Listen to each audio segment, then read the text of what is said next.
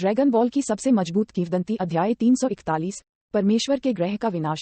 यहाँ इस तरह के बहुत सारे स्वादिष्ट भोजन हैं, इसलिए आप अपने साथ कुछ वापस ला सकते हैं, जिया ने मुस्कुराते हुए कहा।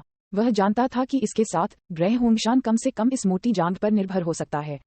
विस ने बार बार सिर हिलाया और जिया के सुझाव के बारे में बहुत उत्साहित था। अगले कुछ दिनों में जिया ने नीचे प्रतियोगिता देखते हुए स्वादिष्ट भोजन का स्वाद लेने में विस का साथ दिया और जल्द ही रोमांचक और भावुक प्लेनेट होंगशान के मार्शल आर्ट्स टूर्नामेंट पर पर्दा गिर गया, जिसमें प्रत्येक विजेता अपने पुरस्कार प्राप्त करने के लिए मंच पर गए। जब जिया के सामने टूर्नामेंट के शीर्ष 3 प्रतियोगियों ने रहस्यमय वसंत के पानी की 3 बोतलें पीं, तो उन्हें नहीं पता था कि उन्हें प्राप्त पुरस्कारों का वास्तविक परिमाण क्या था। शायद कुछ साल बाद ही उन्हें पता चलेगा कि वे कितने भाग्यशाली थे। फाउंटेन ऑफ यूथ का एक हिस्सा पी रहे थे। चूंकि वह टूर्नामेंट के दौरान चारों ओर देखने के लिए विस के साथ था, जिया ने केवल संक्षिप्त रूप से मैच देखे, लेकिन जिया का वर्तमान स्तर कितना ऊंचा था। जैसे ही उन्होंने मैचों को सरसरी नजर दी, उन्होंने सब कुछ देखा और वह प्रतियोगियों के प्रदर्शन से बहुत संतुष्ट थे। हे जिया, अगर मैं गलत नहीं हूं, तो उन छोटी बोतलों में फव्वारा ऑफ यूथ होना चाहिए, है ना? टूर्नामेंट के बाद विस ने मुस्कुराते हुए कहा। जिया ने सिर हिलाया और ईमानदारी से कहा, हाँ, यह वही है जो मुझे यूनिवर्स 6 के नॉर्थ स्काई से मिला है, और मेरे पास अभी भी कुछ हिस्से बचे हैं। ओह ठीक है, युवाओं का ये फव्वारा वास्तव में आम लोगों के लिए आकर्षक है, लेकिन आप भविष्य में एक टाइम इन्फोसर बन जाएंगे। ये छोटी छोटी चीजें आपके लिए महत्वहीन हैं। मिस्टर विस, मैं एक वास्तविक समय प्रवर्तनकर्ता कैसे बन सकता हूँ? जिया ने विस से पूछा। यूनिवर्स 7 में नंबर 1 विशेषज्ञ कहलाने के योग्य होने के नाते विस बीरस जैसे व्यक्ति को प्रशिक्षित करने में सक्षम था। यदि कोई प्रश्न था जिसके उत्तर की आवश्यकता थी, तो उससे सीधे पूछना बेहतर होगा। आपको क्या लगता है कि नश्वर और देवता के बीच सबसे बड़ा अंतर क्या है? विस ने जवाब में एक सवाल पूछा। जिया थोड़ा हक्का बक्का रह गया। उसे समझ नहीं आ रहा था कि वह कैसे जवाब दे। यदि यह उनके पिछले जन्म में था, तो वह ये कहने में संकोच नहीं करेंगे कि देवता सर्वशक्तिमान है। बेशक यह मिथकों में अमरता को संदर्भित करता है, लेकिन यहाँ ड्रैगन बॉल वर्ल्ड में एक देवता की क्षमता युद्ध शक्ति के आनुपातिक नहीं थी। एक उदाहरण का हवाला देते हुए, कामी एक देवता है, काय एक देवता है, सर्वोच्च काय भी एक देवता है, लेकिन उनकी क्षमताएं समान नहीं हैं। इसके अलावा युद्ध शक्ति के पहलू में भी वे आम मनुष्यों से हीन थे। तो देवताओं और नश्वर के बीच क्या अंतर था? यह उनकी स्थिति है। विस पहले ही जवाब दे चुका है। इस ब्रह्मांड में एक भगवान को नश्वर से परे एक दर्जा प्राप्त है। बेशक कुछ देवता इस आयाम को कहते हैं। विभिन्न आयामों के देवताओं का निम्न आयामों के देवताओं पर प्राकृतिक दमन होता है, भले ही दूसरे पक्ष के पास उच्च युद्ध शक्ति हो। इसके अलावा वे आत्मा से आने वाले उत्पीड़न का सामना करने में भी सक्षम नहीं होंगे। जिया को अचानक एहसास हुआ कि देवताओं के बीच अंतर था। निम्न आयाम वाले देवता स्वाभाविक रूप से उच्च आयाम वाले देवताओं से डरते थे। यही कारण था कि कामी पिकोलो के पास सुप्रीम काय का सामना करते समय लड़ने का कोई साहस नहीं था। यह आयामों का दमन था। तो जब ये कहते हैं कि मुझे टाइम इन्फोसर बनना चाहिए, तो इसका मतलब है कि मुझे अपने स्वयं के आयाम को बढ़ावा देना होगा? जिया ने विचार किया और गंभीरता से पूछा। एक टाइम इन्फोसर एक टाइम साइड का देवता था। उनकी स्थिति विनाश के देवता और एक ब्रह्मांड के सर्वोच्च काय के बराबर थी, लेकिन उनके अस्तित्व की प्रकृति विनाश के देवता और एक स्वर्गदूत का संयोजन थी। विस ने अपने राजदंड के साथ जमीन को थपथपाया, मुस्कुराया और कहा, यह सही है, यही सिद्धांत है। हालांकि एक नश्वर के लिए अपने आयाम को बढ़ावा देना आसान नहीं है। अतीत में बीरस सामा को अपने आयाम को सुधारने में लंबा समय लगा, जैसे कि उसकी ताकत लंबे समय तक स्थिर हो गई। नश्वर लोगों की तुलना में देवताओं का जीवन काल लंबा होता है। ये भी कहा जा सकता है कि विनाश के देवता के स्तर पर प्राणी अमर थे, इसलिए इस तरह के स्तर को प्राप्त करना बहुत मुश्किल था। गोकू और वेगेटा को देखें, वे सयान परिवर्तन पर भरोसा करके अर्ध देवता स्थिति प्राप्त करने में सक्षम थे, लेकिन वे वास्तव में देवता नहीं बन सकते थे। जो आयामों में अंतर था, जिया भी इस सच्चाई को समझ गया। आखिरकार भगवान बनना आसान नहीं था। इसे भूल जाओ, आपको ये सब बातें बताना अभी जल्दबाजी होगी।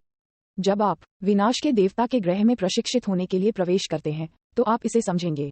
विस ने अपना मुंह बंद कर लिया और धीरे से हंसे। फिर वह आगे बढ़ा और एक दुकान पर पहुंचा, जिसके दोनों तरफ सड़कें थीं, ठीक वैसे ही जैसे कोई पहली बार किसी शहर में आया हो और लगातार सवाल पूछे। जिया ने अपना सिर हिलाया और अपने दिल में संदेह को दूर कर दिया, और फिर उसने विस को पकड़ लिया और उसे ग्रह होंगशान के परिवेश से परिचित कराया। समय पानी की तरह था, क्योंकि यह बह रहा था। 3 दिन बाद मौसम उज्ज्वल और साफ था और सूरज उज्ज्वल चमक रहा था। नोवेल यूएसबी जिया ने प्लेनेट होंगशान को अद्री और अन्य लोगों को सौंप दिया, क्योंकि वह शिलिंग और मायस के साथ छोड़ने के लिए तैयार था। वे जानते थे कि जिया, शिलिंग और मायस को एक बड़ा अवसर मिला था, और सभी उनके लिए खुश थे। तैयार हैं? विस छोटे आंगन की खुली जगह में खड़ा था, उसके सामने पैक किए गए भोजन के ढेर रखे हुए थे। जिया ने शिलिंग और मायर्स के हाथ खींचे, सिर हिलाया और कहा, हम अब जा सकते हैं। मेरी पीठ पर अपना हाथ रखो और हम लगभग 10 मिनट में विनाश के देवता के ग्रह पर पहुंच सकते हैं। वह उदासीन लग रहा था। फिर उन्होंने अपने हाथ में राजदंड लहराया, शून्य में लगातार 2 बार टैप किया। सरसराहट, एक रंगीन चमक अचानक फैल गई। एक पल में जिया, शिलिंग और मायर्स डूब गई। चलो चलते हैं, एक उदासीन आवाज सुनाई दी। फिर विस ने आसानी से जिया, शिलिंग और मायर्स के साथ बाहरी अंतरिक्ष की बाधाओं को पार किया और एक रंगीन अंतरिक्ष सुरंग में प्रवेश किया। इस तरह की सुरंग एक वर्महॉल के समान थी। अंदर रोशनी की चमकती और चमकती चमक बिखरी हुई थी। स्टारडस्ट की तरह रंगीन सुरंग में अंतरिक्ष की कोई अवधारणा नहीं थी। कोई भी उनके ऊपर और नीचे, उनके बाएं और दाएं के बीच अंतर करने में सक्षम नहीं होगा। अरोरा की चमक झिलमिला रही थी। कभी कभी प्रकाश किरणें आगे बढ़ती हैं और वे कभी कभी पीछे की ओर चले जाते हैं, जो विशेष रूप से दिलचस्प था। जिया को छोड़कर, जो एक बार वाडोस के साथ ब्रह्मांडों में घूम चुका था, न तो शिलिंग और न ही मायर्स को ऐसा अनुभव था। चारों ओर देखते हुए उनकी आंखें उत्सुकता से चमक उठीं। बेतरतीब ढंग से मत घूमो। हम वर्तमान में अंतरिक्ष सुरंग में हैं और आप गलती से अंतरिक्ष आयाम की उपपरत में गिर सकते हैं। विस ने हल्के से चेतावनी जारी की। उसकी बात सुनकर शिलिंग और मायर्स ने जल्दी से जिया की बांह को दृढ़ता से पकड़ लिया और नहीं हिला। विस उदासीन रूप से मुस्कुराया और थोड़ी देर बाद उसने शांति से कहा, ठीक है, हम यहाँ हैं। रंगीन रोशनी अचानक गायब हो गई और जैसे कि उन्होंने टेलीपोर्ट किया था, जिया और अन्य अचानक नीले हरे रंग के आकाश के बीच दिखाई दिए, जो एक समचतुर्भुज के आकार के ग्रह पर उतर रहे थे। पौराणिक विश्व वृक्ष की तरह एक अत्यंत विशाल प्राचीन पेड़ ने उनकी आंखों में प्रवेश किया, क्योंकि आदिम सादगी और अराजक रूप से आकर्षक भावना का एक शांत भाव उनके दिलों में उभरा। जिया ने आसपास के दृश्यों का अवलोकन किया और नीले आकाश में दर्जनों सियान रंगीन सितारों को देखा, जो विभिन्न नियमों के अनुसार परिक्रमा कर रहे थे। समचतुर्भुज के आकार के ग्रह पर हर जगह हरी झीलों पर कोमल लहरें दिखाई दी, जिसमें हरी घास एक हरे महासागर की तरह तेजी से बढ़ रही थी। काय की पवित्र दुनिया के समान। जिया ने यहाँ एक बहुत ही शक्तिशाली अंतरिक्ष बाधा महसूस की, और जो एक अर्थ में काय की पवित्र दुनिया से अधिक मजबूत थी। आप पहले यहाँ बस जाएंगे। मैं कल से आपके प्रशिक्षण में आपका मार्गदर्शन करना शुरू कर दूंगा। ठीक है। दिव्य वृक्ष के तने के ऊपर एक मंदिर है।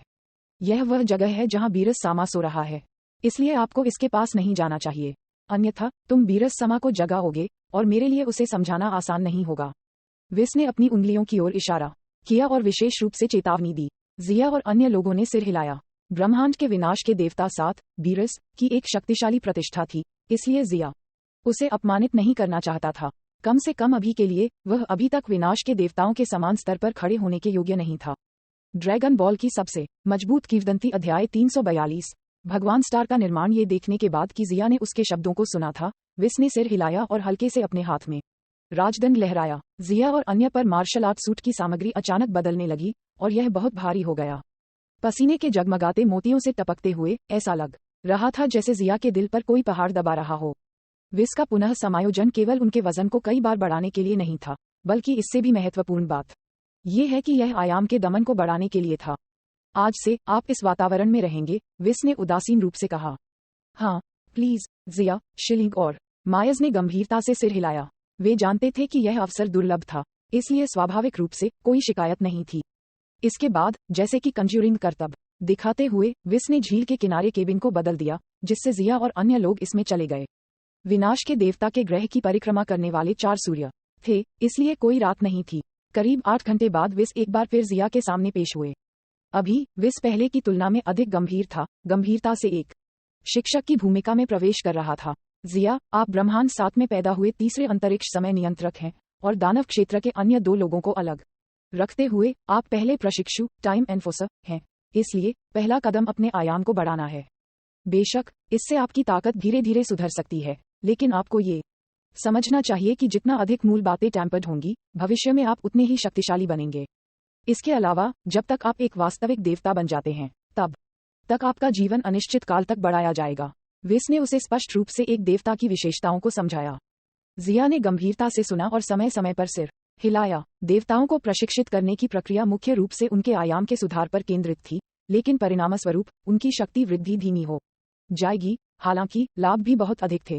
जिया स्वाभाविक रूप से जानता था कि क्या चुनना है, क्योंकि वह अब उस रास्ते पर चल रहा था जिस पर विनाश के देवता बीरस ने कभी चलाया था। विस की बैंगनी आंखें शीलिंग और मायर्स की ओर मुड़, क्योंकि उन्होंने कहा, आप दोनों की स्थिति थोड़ी खास है। बेशक, जिया के रिश्ते के कारण मैं आपको वही पॉइंटर्स दे सकता हूँ। आपको किस स्तर के आयाम में पदोन्नत किया जा सकता है, यह आपके स्वयं के प्रयासों पर निर्भर करेगा। सिद्धांत रूप में, यदि किसी को विनाश के देवता के ग्रह पर विस से संकेत मिलते हैं, तो उन्हें जिस उच्चतम स्तर पर प्रशिक्षित किया जा सकता है वह विनाश के देवता का स्तर होगा। हालांकि शीलिंग और मायर्स जिया और बीरस से अलग थे, क्योंकि उनके पास किसी भी भगवान की दिव्य वस्तु नहीं थी, इसलिए वे कितना सुधार कर सकते थे, यह उनके अपने प्रयासों पर निर्भर करेगा। nomicronwheelers.com। ठीक है, आप दोनों प्लेनेट मेटामॉर की फ्यूजन तकनीक जानते हैं? अचानक उसने पूछा। हाँ, जब आप प्रशिक्षण लेते हैं तो फ्यूजन तकनीक का उपयोग न करने का प्रयास करें। क्यों? शीलिंग ने हैरान होकर पूछा। जिया ने एक पल के लिए सोचा, लेकिन फिर भी अपनी नजर विस की ओर घुमा दी। विस ने कारण को जल्दबाजी में समझाया। प्लेनेट मेटामॉर की फ्यूजन तकनीक सुप्रीम काई के पोटारा इयररिंग्स की तरह है, जो अविश्वसनीय योद्धाओं का उत्पादन कर सकती है, लेकिन एक कमी भी है। यदि फ्यूजन तकनीक का बहुत अधिक उपयोग किया जाता है, तो ये दो व्यक्तियों की क्षमता को अवशोषित करेगा। इसके अलावा, फ्यूज्ड व्यक्ति के ट्रेन करने के बाद, यह मूल व्यक्ति के लिए अधिक हानिकारक होगा। खासकर, निश्चित रूप से, जिया ने अपने दिल में सोचा, क्योंकि वह प्रबुद्ध हो गया था। मीलिंग के उभरने के बाद शीलिंग और मायर्स की प्रतिभा को हुए नुकसान के बारे में सोचकर ठंडा पसीना निकल आया। मेलिंग, शीलिंग और मायर्स के उद्भव के बाद से उन्होंने अपने स्वयं के प्रशिक्षण को लगभग छोड़ दिया है।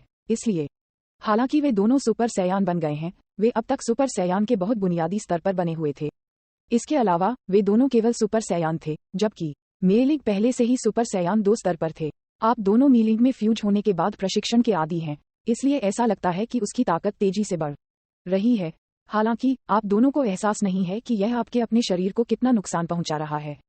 जब तक आप अपने शरीर की शक्ति को छोड़ने और अपने फ्यूजन की ताकत पर ध्यान केंद्रित करने के लिए तैयार नहीं हैं। जैसे ही विस ने सच्चाई का खुलासा किया, इसने शीलिंग और मायर्स की पीठ को ठंडे पसीने से टपका दिया। भले ही वे सूरज की रोशनी के नीचे खड़े थे, लेकिन उन्हें लगा जैसे वे बर्फ की गुफा में गिर गए थे। उनके शरीर कांप रहे थे। बेशक, यदि आप अपने फ्यूजन की ताकत पर ध्यान केंद्रित करते हैं, तो मजबूत बनना भी असंभव नहीं है। लेकिन एक चीज है जिसके बारे में आपको स्पष्ट होना चाहिए।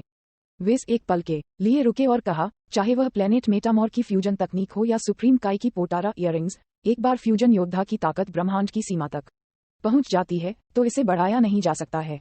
यदि यह सीमा से अधिक हो जाता है, तो ब्रह्मांड के नियमों के संचालन के तहत फ्यूजन मोड स्वचालित रूप से हटा दिया जाएगा। ये फ्यूजन के लिए एक ऊपरी सीमा निर्धारित करने के समान था। जिया अपने दिल में चिल्लाया, तो अगर शीलिंग और मायर्स मेलिंग राज्य में प्रशिक्षण जारी रखते हैं, तो एक दिन वे ब्रह्मांड की सीमा को छू लेंगे। जिया को नहीं पता था कि मेलिंग को इस स्तर तक पहुंचने का मौका मिलेगा या नहीं, लेकिन इसमें कोई संदेह नहीं है, व्यक्तिगत प्रशिक्षण की तुलना में फ्यूजन तकनीक की सीमाएं थीं। तब तक ये फ्यूजन क्षमता खोने के समान होगा। उस स्थिति में मीलिंग वापस शीलिंग और मायर्स में वापस आ जाएगा। तब तक दोनों महिलाओं के पास किस तरह की लड़ाई की ताकत होगी? चूंकि उन्होंने लंबे समय तक सुधार नहीं किया था, इसलिए उन्हें आखिरकार कुछ भी हासिल नहीं होगा। इसलिए मेरा सुझाव है कि आप अपनी व्यक्तिगत ताकत को अपग्रेड करें, और जब आप मजबूत दुश्मनों का सामना करते हैं तो आप फिर से फ्यूजन का उपयोग कर सकते हैं। इस तरह, हालांकि आपकी ताकत काफी धीरे धीरे बढ़ेगी, कम से कम आप आगे बढ़ते रह सकते हैं। विस ने अपनी सलाह दी।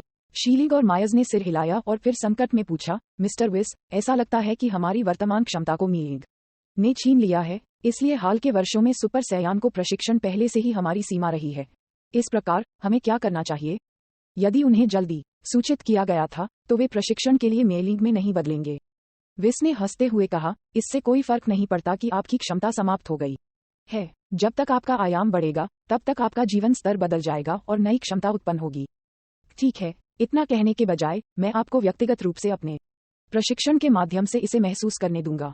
विस ने अपना सिर हिलाया, उसके उफनते हुए चांदी के लंबे बाल थोड़ा हिल रहे थे। उन्होंने कुछ बार अपने राजदंड को हिलाया, जिससे एक विशाल पिच काला ग्रह अचानक दिव्य ग्रह के दूर के आकाश से उड़ गया। ग्रह एक विशाल काले संगमरमर की तरह अंधेरा और धुंधला था, लेकिन जब यह उनके करीब आया, तो जिया ने देखा और कहा, यह एक गोलाकार ग्रह कैसे है? ये स्पष्ट रूप से 1000 शंक्वाकार प्लेटफॉर्म थे, जिनमें से प्रत्येक की मोटाई अलग अलग थी, और कई प्लेटफार्मों को नीचे से ऊपर तक एक साथ ढेर किया गया था। यह एक गेंद की तरह गोल ग्रह था।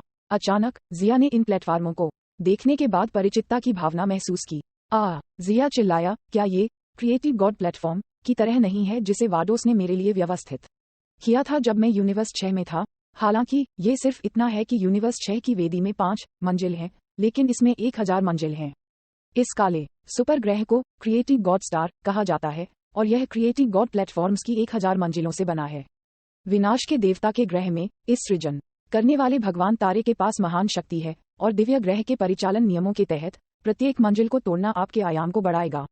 जब आप पूरे 1000 मंजिलों से गुजरते हैं तो आप बीरस समा के आयाम के स्तर तक पहुंच सकते हैं। अतीत में बीरस सामा ने विनाश के देवता का दर्जा प्राप्त करने के लिए 10,000 साल बिताए थे। जिया, अब आप सुपर सयान 2 स्तर पर हैं। यदि आपके शक्ति स्तर की तुलना क्रिएटिव गॉड प्लेटफॉर्म के फर्श से की जाती है तो ये लगभग 200 मंजिल होगी, लेकिन यह उस क्रिएटिव गॉड प्लेटफॉर्म के समान नहीं है जिसे आप यूनिवर्स 6 में गुजरे थे। उस समय मेरी बहन वाडोस के पास क्रिएटिव गॉड प्लेटफॉर्म शुरू करने का मुख्य कार्य नहीं था, इसलिए मेरा सुझाव है कि आप पहले स्तर से अपने आयाम को स्थिर करना शुरू करें। जिया ने ब्लैक क्रिएटिव गॉड प्लेटफॉर्म को ध्यान से देखा और जोर से सिर हिलाया। इससे पहले जब वह यूनिवर्स 6 के क्रिएटिव गॉड प्लेटफॉर्म में 5 मंजिलों से गुजरा था, तभी उसकी युद्ध शक्ति 3 मिलियन तक बढ़ गई थी। उस समय उन्होंने सोचा कि यह लंबे समय तक ताकत जमा करने के कारण एक बार की सफलता का परिणाम था। अब ऐसा लगता है कि रहस्यमय क्रिएटिव गॉड प्लेटफॉर्म ने भी एक महान भूमिका निभाई थी, यहाँ तक कि अगर कोर फंक्शन को सक्षम नहीं किया गया था तब भी यह एक शीर्ष श्रेणी की दिव्य वस्तु थी। वैसे भी आपने अभी कहा था कि विनाश के देवता बीरस 1000 मंजिलों से गुजरे हैं, तो अगर यह आप थे तो आप कितनी मंजिलों से गुजर सकते हैं? जिया ने उत्सुकता से विस से पूछा।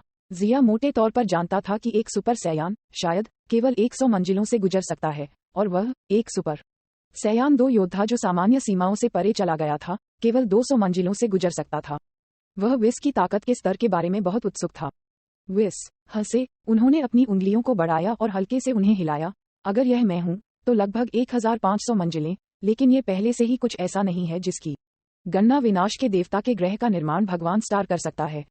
इसलिए विनाश के देवता के ग्रह पर एक की तुलना में उच्च स्तर का एक सृजन भगवान तारा अभी भी था। शायद यह जैनो और महान पुजारी के ग्रह पर स्थित था। ड्रैगन बॉल की सबसे मजबूत किंवदंती अध्याय 345 आयाम की उन्नति। जिया चुपचाप सुन रहा था। हालांकि वह अपने दिल में आश्चर्यचकित महसूस किए बिना नहीं रह सका, क्योंकि उसने कहा, वैसे भी विस द्वारा उल्लिखित ये स्तर अभी भी मेरे लिए बहुत दूर हैं। मुझे वर्तमान पर ध्यान केंद्रित करना चाहिए। इस समय अंधेरा ग्रह करीब और करीब आ रहा था। यह एक विशाल जानवर की तरह था। जैसे जैसे ये करीब आया, एक आदिम और विशाल आभा ने उनके चेहरे पर हमला किया। विशाल आभा ने उन्हें लगभग नशा महसूस कराया। जिया ने अपना सिर जोर से हिलाया और खुद को जगाया, क्योंकि उसने अंदर से सोचा, इस क्रिएटिव गॉड स्टार की शक्ति वास्तव में अलग है। बस पास से देखने से मेरी आत्मा को चक्कर आ गए। जिया ने अपने गार्ड को और भी बढ़ा दिया। उन्होंने क्रिएटिव गॉड स्टार को देखा जो यूनिवर्स 6 के टेम्पोइंग वेदी से अलग था। मुख्य धुरी पर एक विशाल स्तंभ था जो पूरे सृष्टि भगवान तारे को आकाश में उठाता था, और केंद्र के रूप में विशाल स्तंभ के साथ वेदियों को परतों में समान रूप से व्यवस्थित किया गया था। इसके अलावा नीचे से ऊपर तक ठीक 1000 मंजिलें थीं। क्रिएटिव गॉड स्टार का प्रवेश द्वार है।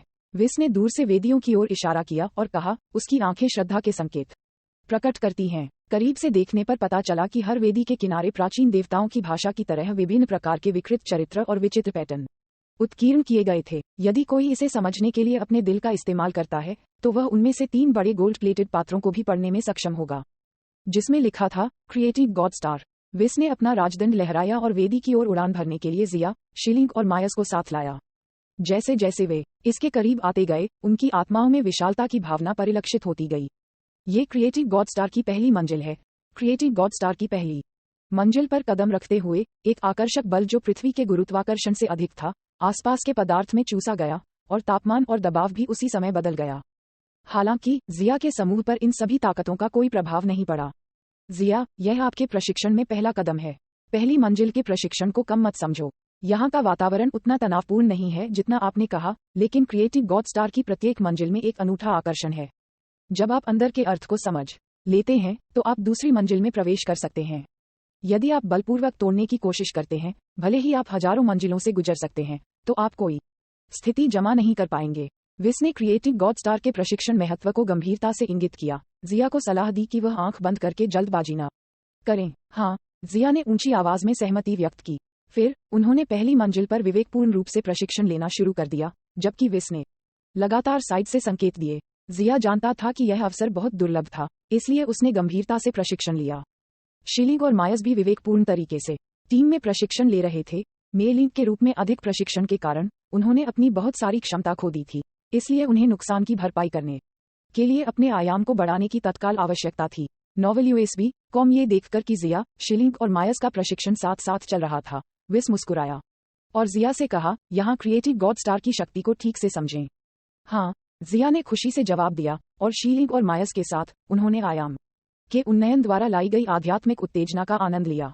ये देखकर विस हंस पड़ा, इससे पहले कि उसका शरीर धीरे धीरे क्रिएटिव गॉड स्टार से गायब हो गया। क्रिएटिव गॉड स्टार से गुजरने के लिए किसी के स्वयं के प्रयासों की आवश्यकता होती है, इसलिए विस मदद नहीं कर सका।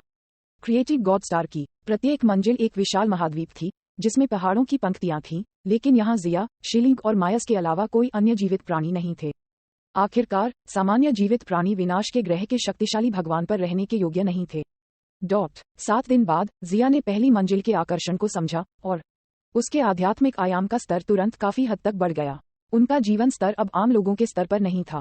कुछ दिनों बाद शिलिंग और मायस ने भी एक के बाद एक अपना मुद्दा उठाया। एक बार जब कोई अपने आयामों को अपग्रेड करने के दरवाजे में कदम रखता है, तो अगला कदम अपेक्षाकृत आसान होगा, जैसे कि दर्शनीय स्थल के लिए टिकट। हालांकि उनके द्वारा अंदर के दृश्यों का पता लगाया जाएगा। वास्तव में जिया, शिलिंग और मायस की ताकत के साथ, अगर उन्होंने अपने आयाम को लगातार अपग्रेड नहीं करने का फैसला किया, तो वे निश्चित रूप से एक बार में 100 से अधिक मंजिलों तक पहुंचने में सक्षम होंगे। क्रिएटिव गॉड स्टार की पहली मंजिल से निकलने के बाद जिया, शिलिंग और मायस जल्दी से ऊपरी स्तरों की ओर दौड़ पड़े, और क्योंकि क्रिएटिव गॉड स्टार की निम्नलिखित कई मंजिलों का कठिनाई स्तर उनके लिए कोई समस्या नहीं थी, वे आसानी से गुजर गए। हालांकि 30वीं मंजिल से कठिनाई का स्तर अचानक बढ़ गया। शिलिंग, जिनके पास उनमें से सबसे कम क्षमता थी, थकने लगे और उनकी प्रगति की गति में गिरावट आने लगी। अंत में 41वीं मंजिल पर यहाँ तक कि मायस भी धीमा होने लगे। हालांकि क्रिएटिव गॉड स्टार की अपनी विशिष्टता थी, इसलिए इसके अंधेरे के बीच मौजूद जादुई शक्ति के प्रभाव में शिलिंग और मायस के शरीर के भीतर की क्षमता चमत्कारिक रूप से एक बार फिर दिखाई दी। इस प्रकार, यदि वे क्रिएटिव गॉड स्टार को छोड़ने और प्रशिक्षण पर ध्यान केंद्रित करने का फैसला करते हैं, तो उनके सुपर सैयान स्तर में निश्चित रूप से सुधार होगा। जिया के अनुमानों के अनुसार इस समय शिलिंग और मायस का आयाम पहले से ही पृथ्वी के कामी के बराबर था। आप अगली मंजिल पर आगे बढ़ना जारी रख सकते हैं। मैं यहाँ थोड़ी देर रहने की योजना बना रहा हूँ। 53वीं मंजिल पर शिलिंग ने सभी से शांति से कहा। जिया ने सिर हिलाया और सहमति व्यक्त की। ठीक है, फिर आप अपनी प्रगति पर ध्यान देते हैं। शिलिंग ने अपना हाथ हिलाया और देखा कि जिया और मायस अगली मंजिल में प्रवेश कर रहे हैं। फिर उसने 53वीं मंजिल पर शिविर स्थापित किया, लंबे समय तक कड़ी मेहनत करने की योजना बनाई। शिलिंग से अलग होने के बाद जिया ने भी अपनी प्रगति को तेज कर दिया, 64वीं मंजिल तक पहुंच गया। इस समय मायस की उदास आह की आवाज पीछे से आई, मैं मर रहा हूँ, मैं आगे नहीं बढ़ सकता। पीछे मुड़कर देखने पर जिया ने पाया कि मायस अपने पेट के बल लेटे हुए पीले और थके हुए लग रहे थे। अगर वह जल्दबाजी में आगे बढ़ती है, तो इससे उसकी आत्मा को बहुत नुकसान होगा। जिया ने उसे देखा और जानता था कि मायस अपनी वर्तमान सीमा तक पहुंच गया था। जिया ने एक कदम उठाया और जल्दी से मायस के पक्ष में दिखाई दिया, और फिर वह उसे 63वीं मंजिल पर वापस ले गया। जाते समय जिया ने मायस से कहा, मायस, आप पहले यहाँ रहें और आराम करें। जब आपकी आत्मा ठीक हो जाती है, तो आप या तो 64वीं मंजिल पर जा सकते हैं, या आप वापस जा सकते हैं और शिलिंग का साथ दे सकते हैं। यदि आप कदम दर कदम आगे बढ़ते हैं, तो आपको 100वीं मंजिल तक पहुंचने में सक्षम होना चाहिए। मायस ने कठिनाई से उसकी छाती को थपथपाया और अभिमानी रूप से कहा, बिल्कुल, 100 मंजिलें कोई बड़ी बात नहीं है, मुझे बस थोड़ा समय चाहिए। जैसा कि उसने बात की, मायस कम से कम आत्मविश्वास प्राप्त कर रहा था। जिया ने अपना सिर हिलाया और मायस को अलविदा कहने के बाद उसने ऊपर की ओर चार्ज करना जारी रखा। जब वह 109वीं मंजिल पर आगे बढ़े, तो जिया ने भी अपनी आत्मा पर दबाव महसूस किया। थकान की भावना उसके मन में मंडरा रही थी। उसके बाद उसका शरीर भी थका हुआ महसूस कर रहा था। वह जानता था कि निम्नलिखित मंजिलें तेजी से कठिन हो जाएंगी। द क्रिएटिव गॉड स्टार की शक्ति पहले से ही मेरी आत्मा को प्रभावित कर रही है। जिया का मूड खट्टा नहीं हुआ। इसके बजाय वह अपनी सीमाओं को चुनौती देने के बारे में खुश महसूस किया। हर बार जब वह दबाव का सामना करता था और फर्श के माध्यम से चार्ज होता था, तो उसे लगता था कि उसका शरीर हर रक्तवाहिका से हर कोशिका और यहाँ तक कि उसके शरीर के भीतर हर अणु में पृथ्वी चकनाचूर परिवर्तनों से गुजर रहा था। जिया 108वीं मंजिल पर लौट आया और एक छोटा ब्रेक लिया। अचानक उसके दिल के नीचे एक जोर से क्रैकिंग ध्वनि दिखाई दी, और फिर उसके शरीर के भीतर हर कोशिका एक पल में जीवित हो गई। जिया ने महसूस किया कि उसके शरीर की जीवन शक्ति धीरे धीरे असाधारण हो रही है। वह जानता था कि जैसे जैसे उसके आयाम में सुधार होगा, समय और स्थान को नियंत्रित करने की क्षमता में भी सुधार होगा।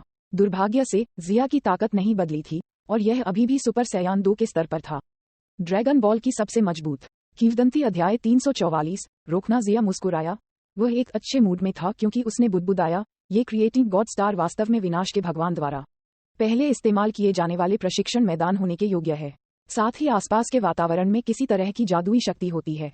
यदि कोई यहाँ प्रशिक्षित होता है तो वे अपनी ऊपरी सीमा को यथासंभव अधिकतम करने में सक्षम होंगे। शायद यह एक भगवान बनने की कुंजी है। सभी देवताओं को, चाहे वह सबसे निचले स्तर के ग्रह के कामी हों या नरक के राजा काय और ग्रैंड काय, ब्रह्मांड के नियमों को संचालित करने का कर्तव्य सौंपा गया था। ये क्रिएटिव गॉड स्टार विशेष रूप से देवताओं को संवारने के लिए उपयोग किया जाता है।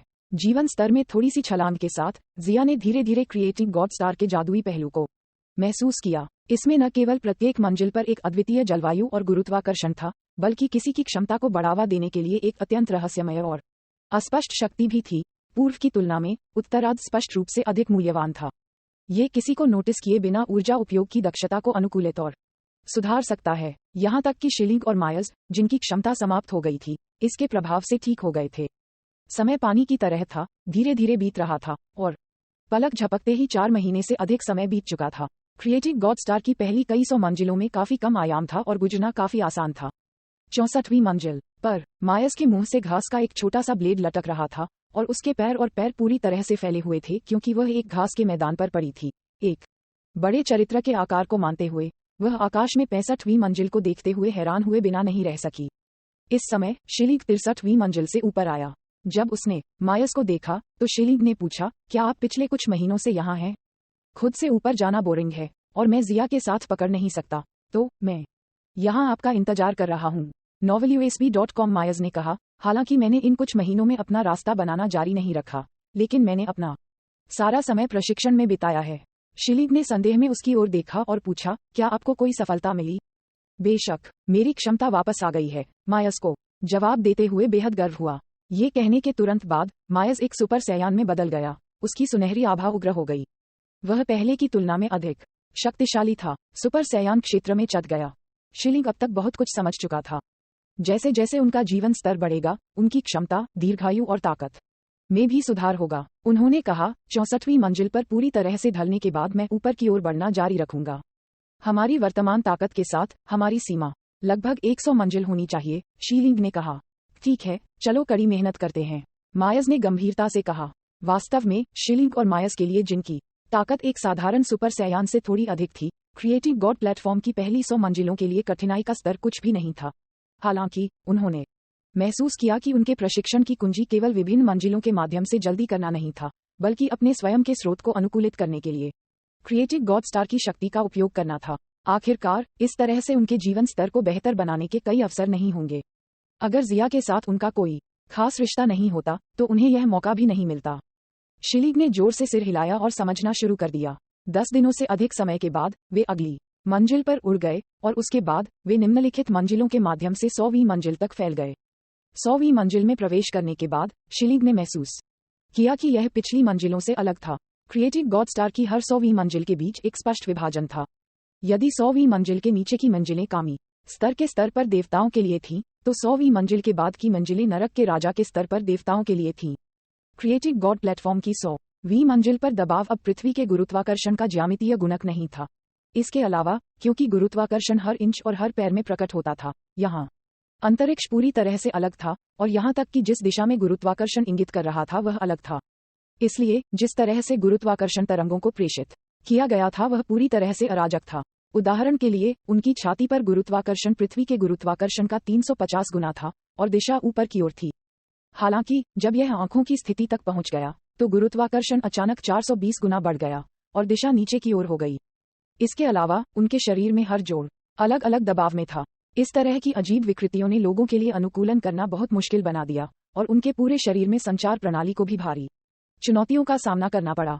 मुझे अच्छा नहीं लग रहा है, मायर्स ने लार निगल ली। जैसा कि उसने कहा था, उसका शरीर वर्तमान में एक पंख की तरह हल्का महसूस कर रहा था, लेकिन वास्तव में उसके शरीर का हर हिस्सा सैकड़ों गुना गुरुत्वाकर्षण के अधीन था।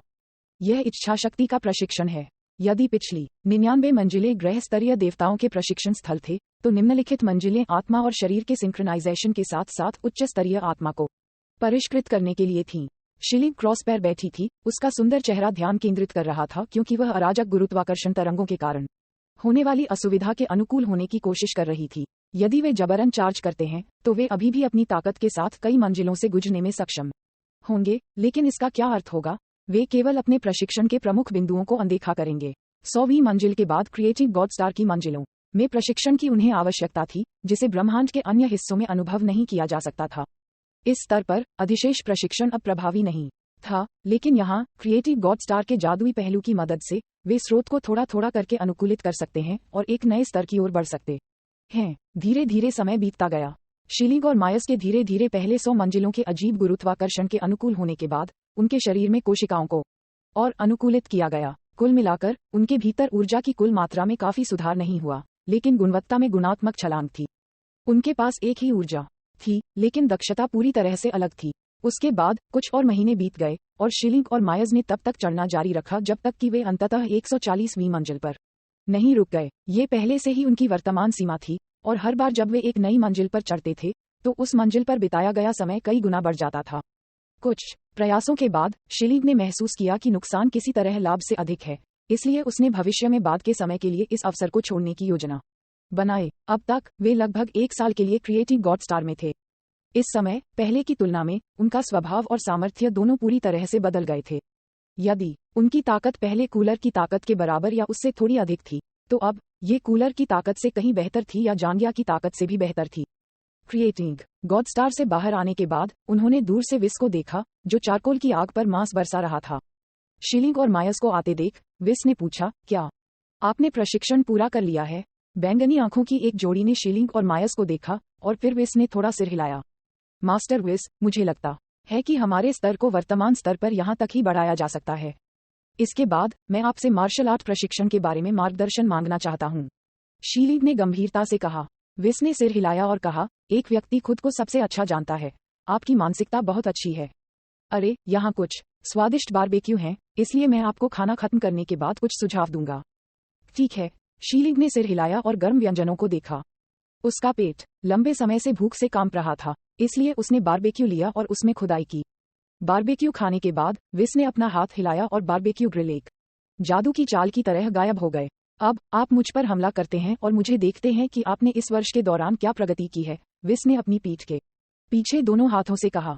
ठीक है, सावधान रहो। शिलिंग और मायस ने एक के बाद एक सिर हिलाया और फिर एक गड़गड़ाहट के साथ वे सुपर सैयान में बदल गए। इस समय उनकी सुपर सैया आभा अंदर समाहित थी, जो पूर्ण शक्ति सुपर सैया के संकेत दिखा रही थी। बेशक ये पूर्ण शक्ति सुपर सैयान नहीं था, लेकिन एक अधिक गहरा क्षेत्र था। ड्रैगन बॉल की सबसे मजबूत किंवदंती अध्याय 345 रहस्यों को बताना। सरसराहट। हवा में 2 सुनहरी किरणें एक सीधी रेखा में आगे बढ़ रही थीं। देवग्रह पर भयंकर हवाओं ने सीटी बजाई, जिससे बड़ी लहरें उठीं।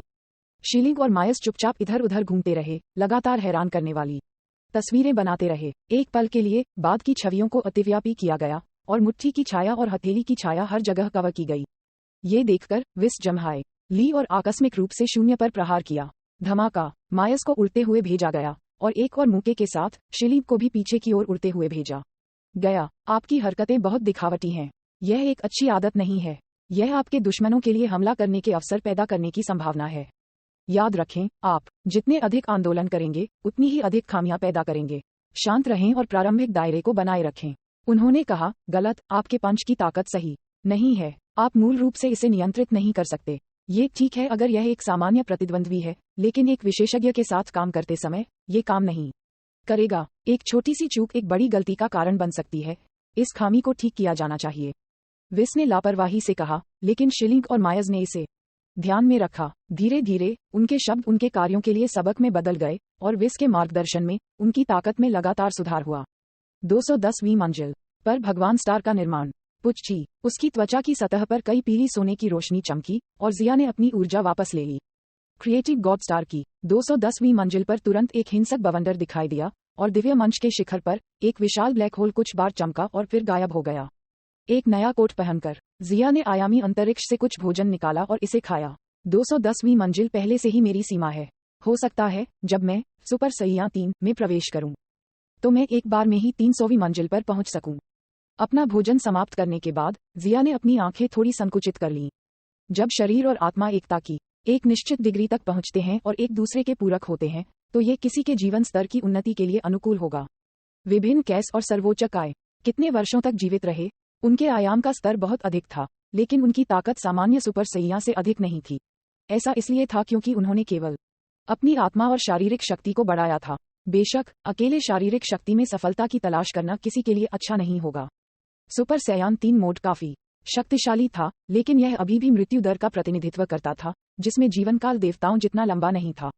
फ्रॉस्ट दानव ब्रह्मांड में लंबे समय तक रहने वाली जाति के रूप में माना जाता है, जिसका जीवनकाल हजारों वर्षों का था।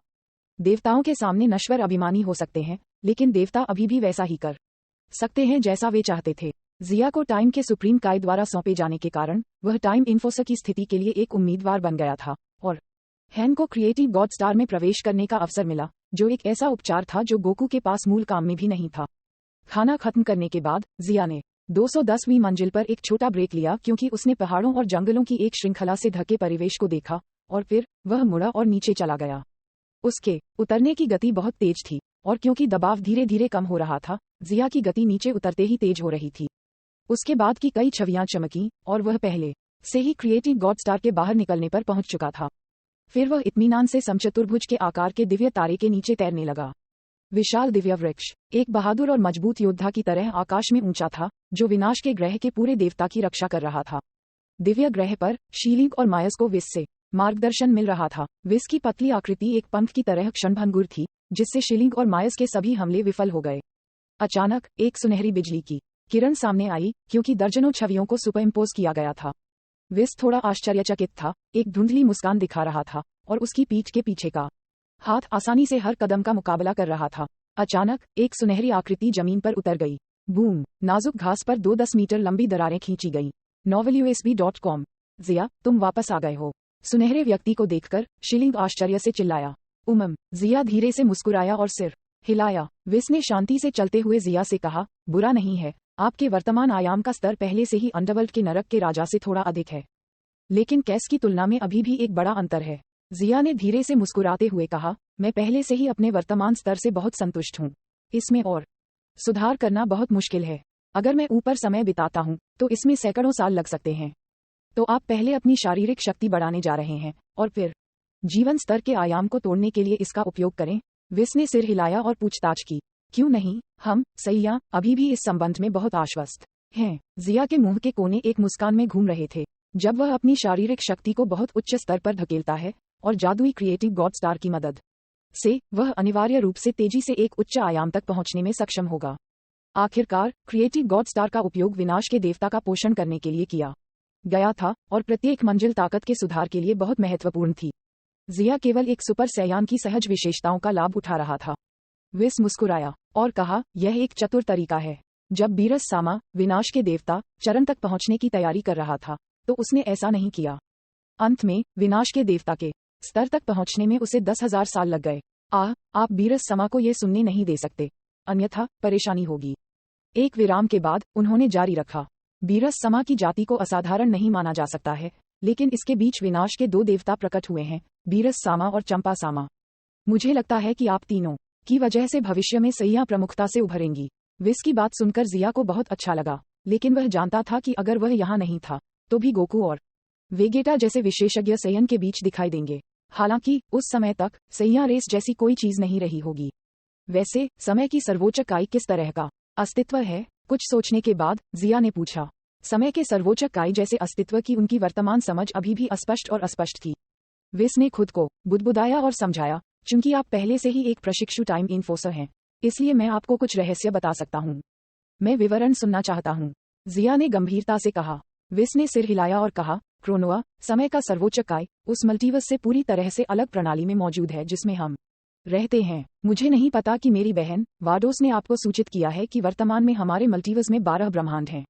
ये ब्रह्मांड मल्टीवर्स स्पेस में सह अस्तित्व में हैं। प्रत्येक ब्रह्मांड का अपना विनाश का देवता और सर्वोच्च इकाई है, जिनके कर्तव्य ब्रह्मांड के आंतरिक कार्यों को बनाए रखना है। बेशक कुछ ब्रह्मांडों में एक से अधिक सर्वोच्च इकाई हैं। विनाश के देवताओं और सर्वोच्च कैस के ऊपर शक्तिशाली सर्जनों और महान पुजारी भी हैं। विस ने बिना थके समझाया। जिया उन रहस्यों के बारे में थोड़ा जानता था जो विस ने उसके साथ साझा किए थे, लेकिन चूंकि यह विस से आ रहा था, इसलिए इसका वजन अधिक था। हालांकि शिलिंग और मायज इन रहस्यों को नहीं जानते थे, इसलिए उनके छोटे प्यारे मुंह खुले थे क्योंकि वे चौड़ी आंखों से सुन रहे थे। और हम स्वर्गदूतों को विनाश के विभिन्न देवताओं की निगरानी और सिखाने के लिए भेजा जाता है, और क्योंकि विनाश के देवता बहुत शक्तिशाली हैं, हमारे पास उन्हें नियंत्रित करने का काम भी है। उपरोक्त सभी प्रणालियां अंतरिक्ष स्तर पर हैं। अगर जगह है तो यह अपरिहार्य है कि समय है। समय का सर्वोच्च काय क्रोनोआ समय स्तर का सर्वोच्च काय है। हालांकि वह बहुत मजबूत नहीं है, उसके पास हर समय और स्थान की निगरानी और रिकॉर्ड करने का अधिकार है। वे खंडित संसार समय के सर्वोच्च काय का केंद्र हैं। ड्रैगन बॉल की सबसे मजबूत किंवदंती अध्याय 346/22वां विश्व मार्शल आर्ट टूर्नामेंट। जैसे ही उसने विस की बात सुनी, जिया समझ गया। पूरी तरह से विकसित व्यवस्थाओं की वजह से ज़ेनो विनाश का परमेश्वर और सर्वोच्च काय व्यवस्था। ब्रह्मांड अपने आप में पूरी बहुधारा में स्थिर था। कोई भी आंतरिक संकट सुप्रीम काय के नियंत्रण से बच नहीं सकता था। यहाँ तक कि अगर कोई माजिन बुयू को ठोकर मार दे, या उसके जैसे लोग जिन्हें सर्वोच्च काइस भी नीच मानते हैं, विनाश के देवता उनसे आसानी से निपटने में सक्षम थे। हालांकि भले ही विनाश के देवता अपने विरोधियों से निपटने में सक्षम नहीं थे, किसी को यह नहीं भूलना चाहिए कि अभी भी मल्टीवर्स का एक उच्च स्तरीय प्रशासक था, ज़ेनो। मल्टीवर्स के भीतर किसी भी संकट को ज़ेनो द्वारा दूर किया जा सकता था, यहाँ तक कि एक दुनिया को मिटाना भी कुछ भी नहीं था। हालांकि यह अपूर्ण खंडित दुनिया पर काम नहीं करेगा। विभिन्न खंडित दुनिया आकार में बहुत अलग थीं। कुछ आकाशगंगा के रूप में बड़े थे, जबकि कुछ धूल के रूप में छोटे थे। अंदर की दुनिया मल्टीवर्स के समान या पूरी तरह से अलग विकसित हुई। चूंकि शक्ति प्रणाली सही नहीं थी, इसलिए यह आंतरिक पतन के लिए अतिसंवेदनशील था, या यहाँ तक कि बाहरी मल्टीवर्स को भी प्रभावित करता था। novelUSB.com एक उदाहरण वह दानव था जिसका उल्लेख समय के सर्वोच्च काय ने किया था। एक को समय और स्थान के अंत में सील कर दिया गया था। दानव क्षेत्र के 2 अंतरिक्ष समय नियंत्रकों ने अपनी शक्ति बढ़ाने के लिए नई खंडित दुनिया को खोलना जारी रखा, जिससे अंततः एक बड़ी आपदा हुई। इसलिए समय के स्तर पर विनाश के देवताओं या महान पुजारी के समान कुछ शक्तिशाली समय प्रवर्तनकर्ताओं की आवश्यकता थी। अब कितने टाइम इन्फोसिस हैं? एक बहुवचन में पहले से ही विनाश के 12 देवता थे, और यदि अलग अलग समय और स्थान में बहुछंद शामिल किए जाते हैं, तो विनाश के देवताओं की संख्या और भी अधिक होगी।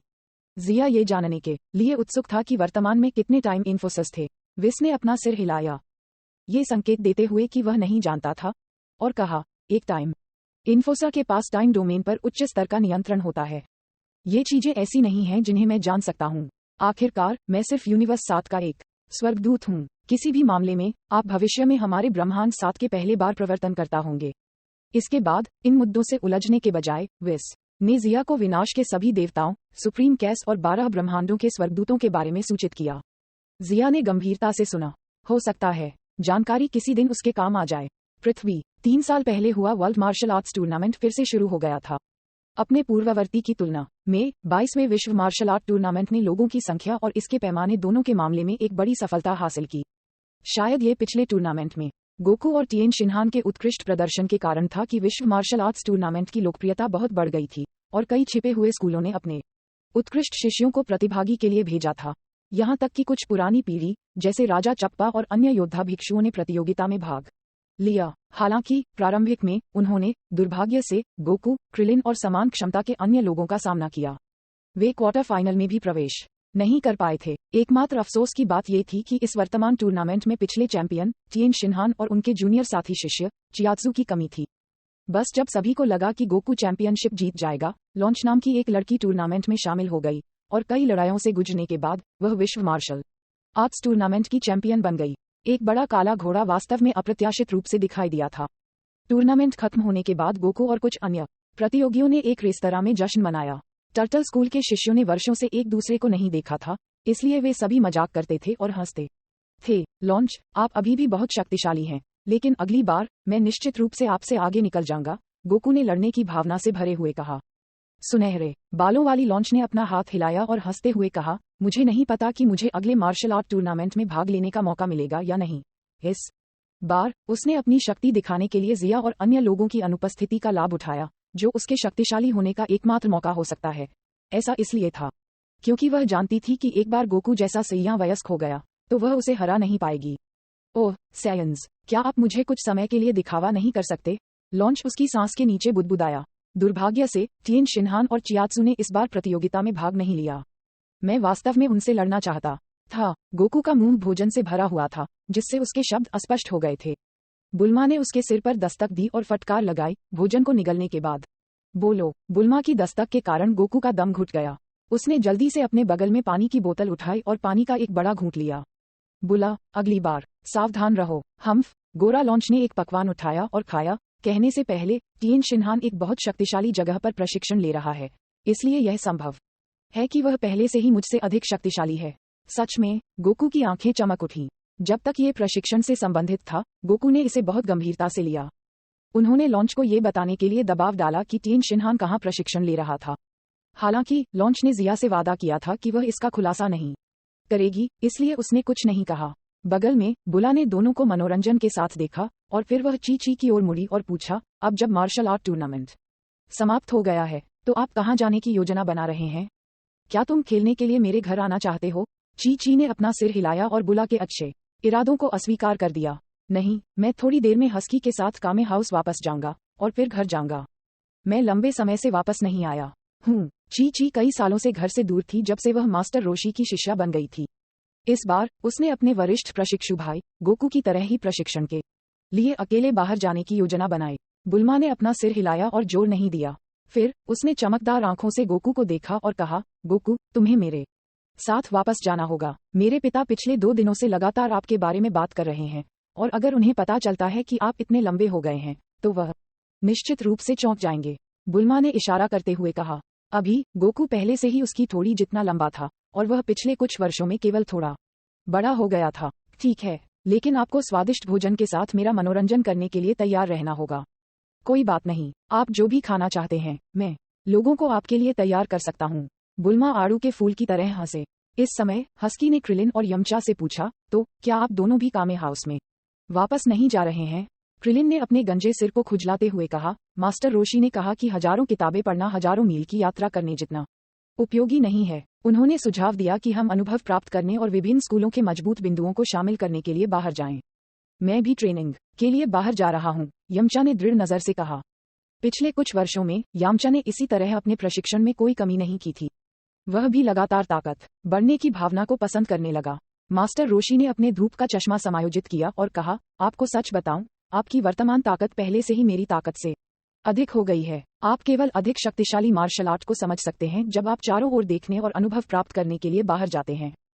ठीक है, गोकू, आप पहले कोरिन टॉवर में नहीं गए हैं, है ना? आप वहां ट्रेनिंग के लिए भी जा सकते हैं।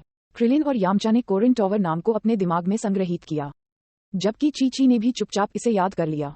धमाका! इस समय एक हिंसक बल दिखाई दिया और रेस्तरां का प्रवेश द्वार खुला था, जिसके बाद एक हरे रंग का राक्षस अपने पूरे शरीर पर बढ़ते तराजू के साथ अंदर घुस गया। इसकी पीठ पर मांसल पंख फड़फड़ाने लगे और एक मजबूत वायु प्रवाह हुआ, जिससे पूरा रेस्तरां नष्ट हो गया। रेस्तरां में लोग इस अचानक दुर्भाग्य से डर गए थे। चीखने और कदमों की तेज आवाज के बाद वे घबराकर इधर उधर भागने के इरादे से इधर उधर भागने लगे। महामहिम के निर्देशों के अनुसार यहाँ 4 ड्रैगन बॉल इकट्ठे हुए हैं। हरे रंग के राक्षस टैम्बोरिन ने भागने वाले लोगों को नजरअंदाज कर दिया। इसके बजाय उसने शेष लोगों को देखा। उनके हाथ में मार्शल आर्ट टूर्नामेंट के प्रतियोगियों की सूची थी। अचानक उसकी नजर गोकू और अन्य लोगों पर पड़ी। नाम सूची में तस्वीरों के साथ जांच करते हुए टैम्बोरिन को पता था कि उसे अपना लक्ष्य मिल गया है। एक सूत्र ने महामहिम को सूचित किया कि गोकू नामक एक व्यक्ति के पास 4 ड्रैगन बॉल थे। अगर मैं इन ड्रैगन गेंदों को हासिल कर सकता हूँ, तो यह एक बड़ी उपलब्धि होगी। टैम्बोरिन ने अहंकार से चिल्लाया, गोकू, आज्ञाकारी रूप से ड्रैगन गेंदों को अपने कब्जे में सौंप दो। तुम कौन हो? गोकू ने भौहें सिकोड़ी। उसका मूड खराब था। वह पहले अपने भोजन का आनंद ले रहा था, लेकिन वह अप्रत्याशित रूप से किसी से परेशान था। इसके अलावा लड़का अपमानजनक रूप से अपना नाम भौंक रहा था, बिल्कुल विनम्र नहीं। गोकू अच्छे मूड में कैसे हो सकता है? हम्फ, मैं राजा पिकोलो का बेटा टैम्बोरिन हूँ। आज्ञाकारी रूप से ड्रैगन गेंदों को सौंप दो, टैम्बोरिन ने जल्दबाजी में आदेश दिया। गोकू और भी नाराज था। उसे और बुला को ये ड्रैगन बॉलर्स मिले थे, और उनके बीच उनके दादाजी द्वारा छोड़ी गई एक 4 सितारा गेंद भी थी। ये गोकू के लिए इतना अपमानजनक था कि यह व्यक्ति उनके लिए मांग करने के लिए आएगा, जिससे वह महान दानव राजा पिकोलो से भी नफरत करने लगा, जिससे वह मिला भी नहीं था। मैं नहीं दे रहा हूँ, उसने साफ मना करने से पहले 2 बार भी नहीं सोचा। ड्रैगन बॉल की सबसे मजबूत किंवदंती अध्याय 347। महान दानव राजा पिकोलो। रुको, तुम्हारा मतलब राजा पिकोलो है? वह राजा पिकोलो 300 साल पहले से। जब मास्टर रोशी ने टैम्बोरिन को किंग पिकोलो नाम कहते सुना, तो वह तुरंत कूद गया। उसकी अभिव्यक्ति बदसूरत हो गई। बिल्कुल, क्या दुनिया में कोई दूसरा राजा पिकोलो है? टैम्बोरिन ने गर्व से अपना सिर उठाते हुए पूछा। अंदर से उन्होंने अपनी प्रतिष्ठा के लिए राजा पिकोलो की अधिक प्रशंसा की। किसने सोचा था कि 300 साल बाद भी कोई राजा पिकोलो का नाम जानता होगा। दादाजी, राजा पिकोलो कौन है? हाँ, क्या वह बहुत शक्तिशाली है? गोकू और क्रिलिन पूछने के लिए दौड़े। मास्टर रोशी का रंग घातक रूप से पीला था और एक आंतरिक संघर्ष के बाद वह कमजोर हो गया था क्योंकि उसने आह भरी और उन्हें राजा पिकोलो के इतिहास के बारे में सूचित किया। उसके बाद मास्टर रोशी ने अपना सिर हिलाया और कहा, मैंने सोचा कि इलेक्ट्रिक राइस कुकर को समुद्र में डुबोने के बाद ये ठीक होगा। मुझे उम्मीद नहीं थी कि राजा पिकोलो अभी भी बच पाएगा। तो वह एक बुरा आदमी है। गोकू बुदबुदाया और फिर उसका शरीर अचानक चमक उठा और किसी के प्रतिक्रिया करने से पहले टैम्बोरिन के बगल में पहुंच गया। फिर उसने अपनी उंगलियों को भींच लिया और जोर से मुक्का मारा। धमाका! मुट्ठी जो एक चट्टान की मुट्ठी के रूप में ठोस थी, टैम्बोरिन की छाती पर गिर गई, जिससे वह अपनी गर्व की मुद्रा को बनाए रखने में विफल रहा। टैम्बोरिन तुरंत खून से लथपथ आंखों के साथ झुक गया। उसके पाचन तरल पदार्थ उसके मुंह से बाहर बह रहे थे। उसकी आंखें मुड़ गईं और वह तुरंत बाहर निकल गया। वास्तव में बेकार, वह एक भी झटका नहीं झेल सकता था। गोकू ने खुद से बुदबुदाया और अपनी सीट पर लौट आया, घटना रहित लड़ाई पर नाराज महसूस करते हुए। गोकू के इस कदम से मास्टर रोशी चौंक गए। उन्होंने कभी नहीं सोचा था कि राजा पिकोलो के अधीनस्थ को उनके शिष्य इतनी आसानी से हरा देंगे। गोकू, यदि आप ऐसा करते हैं तो राजा पिकोलो निश्चित रूप से चीजों को नीचे नहीं ले जाएगा। मास्टर रोशी ने प्रशंसा और चिंता दोनों के साथ गोकू को देखा। जब उसे राजा पिकोलो की भयावह उपस्थिति याद आई तो मास्टर रोशी का दिल डूब गया और उसके चेहरे पर ठंडा पसीना बह गया। जैसे ही ब्लॉन्ड लॉन्च ने मास्टर रोशी के काया रूप को देखा, उसके होंठ तिरस्कारपूर्ण रूप से घुंघराले हो गए और उसने कहा, बूढ़े आदमी, इस राजा पिकोलो के बारे में इतना भयावह क्या है? अगर वह मेरे सामने अहंकारी हरकत करने की हिम्मत करता है तो मैं उसे मौत के घाट उतार दूंगा। सुनहरे बालों वाली लॉन्च इतने सालों तक ग्रह होंगशान पर रहती थी तो उसने किस तरह के विशेषज्ञों को नहीं देखा था। वह पृथ्वी के तथाकथित महान दानव राजा से कैसे डरेगी? सच कहूं तो उसने पृथ्वी के तथाकथित मजबूत विशेषज्ञों को नीचा दिखाया। मास्टर रोशी चौंक गए। उन्हें अचानक एहसास हुआ कि वर्तमान युग अतीत से अलग लग रहा था। जब वह युवा थे, यहाँ गोकू, टिएन शिनहान और लॉन्च जैसे विशेषज्ञ हैं। क्या राजा पिकोलो जिसने मुझे तब डरा दिया था, वास्तव में इतना डरावना है, इतना अजेय है? ये सोचकर मास्टर रोशी का मूड शांत हो गया। वह आगे बढ़ा और एक गंभीर अभिव्यक्ति के साथ कहा, लॉन्च, गोकू, कृपया तुम्हें राजा पिकोलो का नाश करना होगा। कोई दिलचस्पी नहीं। सुनहरे बालों वाली लॉन्च ने स्पष्ट रूप से इनकार कर दिया। हालांकि गोकू की आंखें चमक उठीं और उसने पूछा, क्या राजा पिकोलो वास्तव में इतना शक्तिशाली है? लॉन्च से अधिक शक्तिशाली? मास्टर रोशी ठंडे पसीने में टूट गया और हकलाया, यहन मैं बहुत स्पष्ट नहीं हूँ। बहुत समय बीत चुका था, फिर भी राजा पिकोलो का अस्तित्व मास्टर रोशी के दिल के चारों ओर लिपटे एक बुरे सपने की तरह था। हालांकि मास्टर रोशी राजा पिकोलो की असली ताकत के बारे में इतना निश्चित नहीं था, इसलिए वह अनुमान नहीं लगा सका। क्या मैं वास्तव में चीजों को ओवरथिंक कर रहा हूँ? मास्टर रोशी ने खुद से पूछा, लेकिन जैसे ही उसने खुद को पूछा, वह तेजी से अनिश्चित हो गया।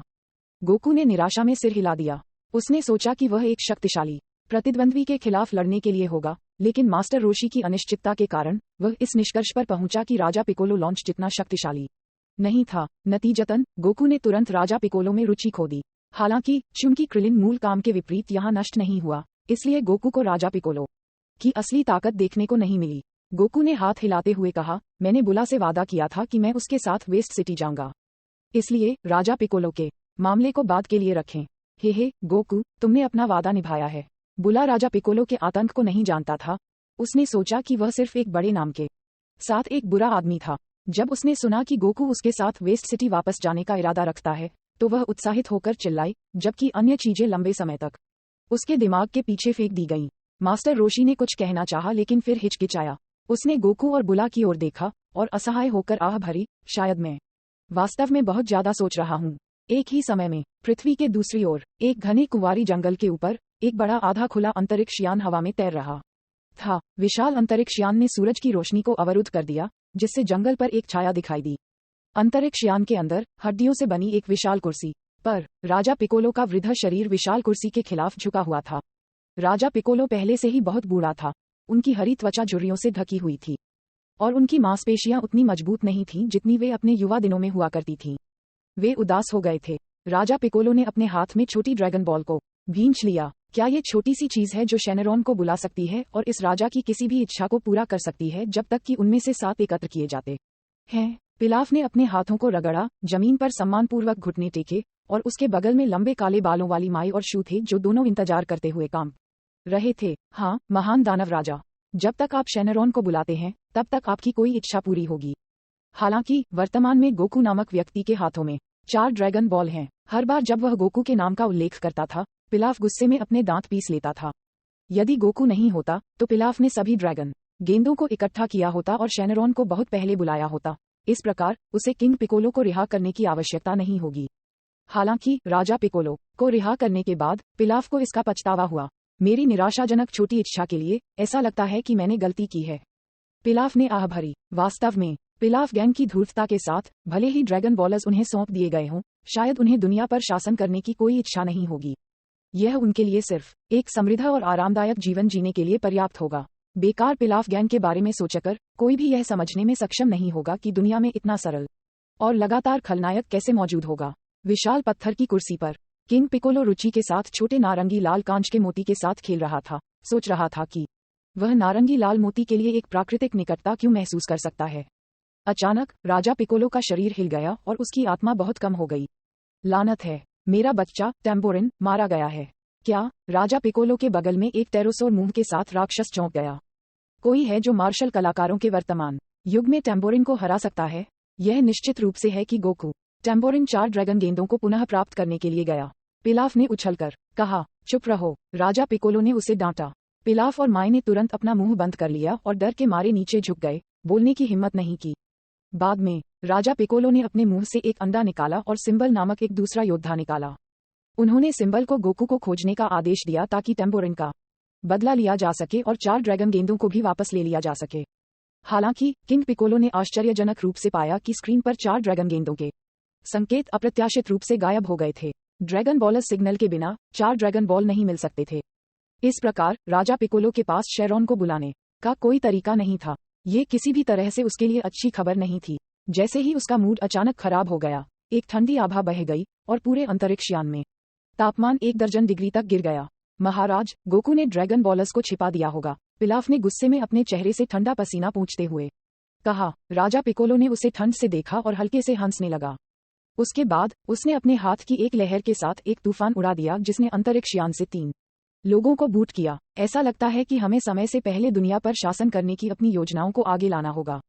मेरे आदेश पर ध्यान दें, अंतरिक्ष यान को सेंट्रल सिटी की राजधानी में ले जाएं।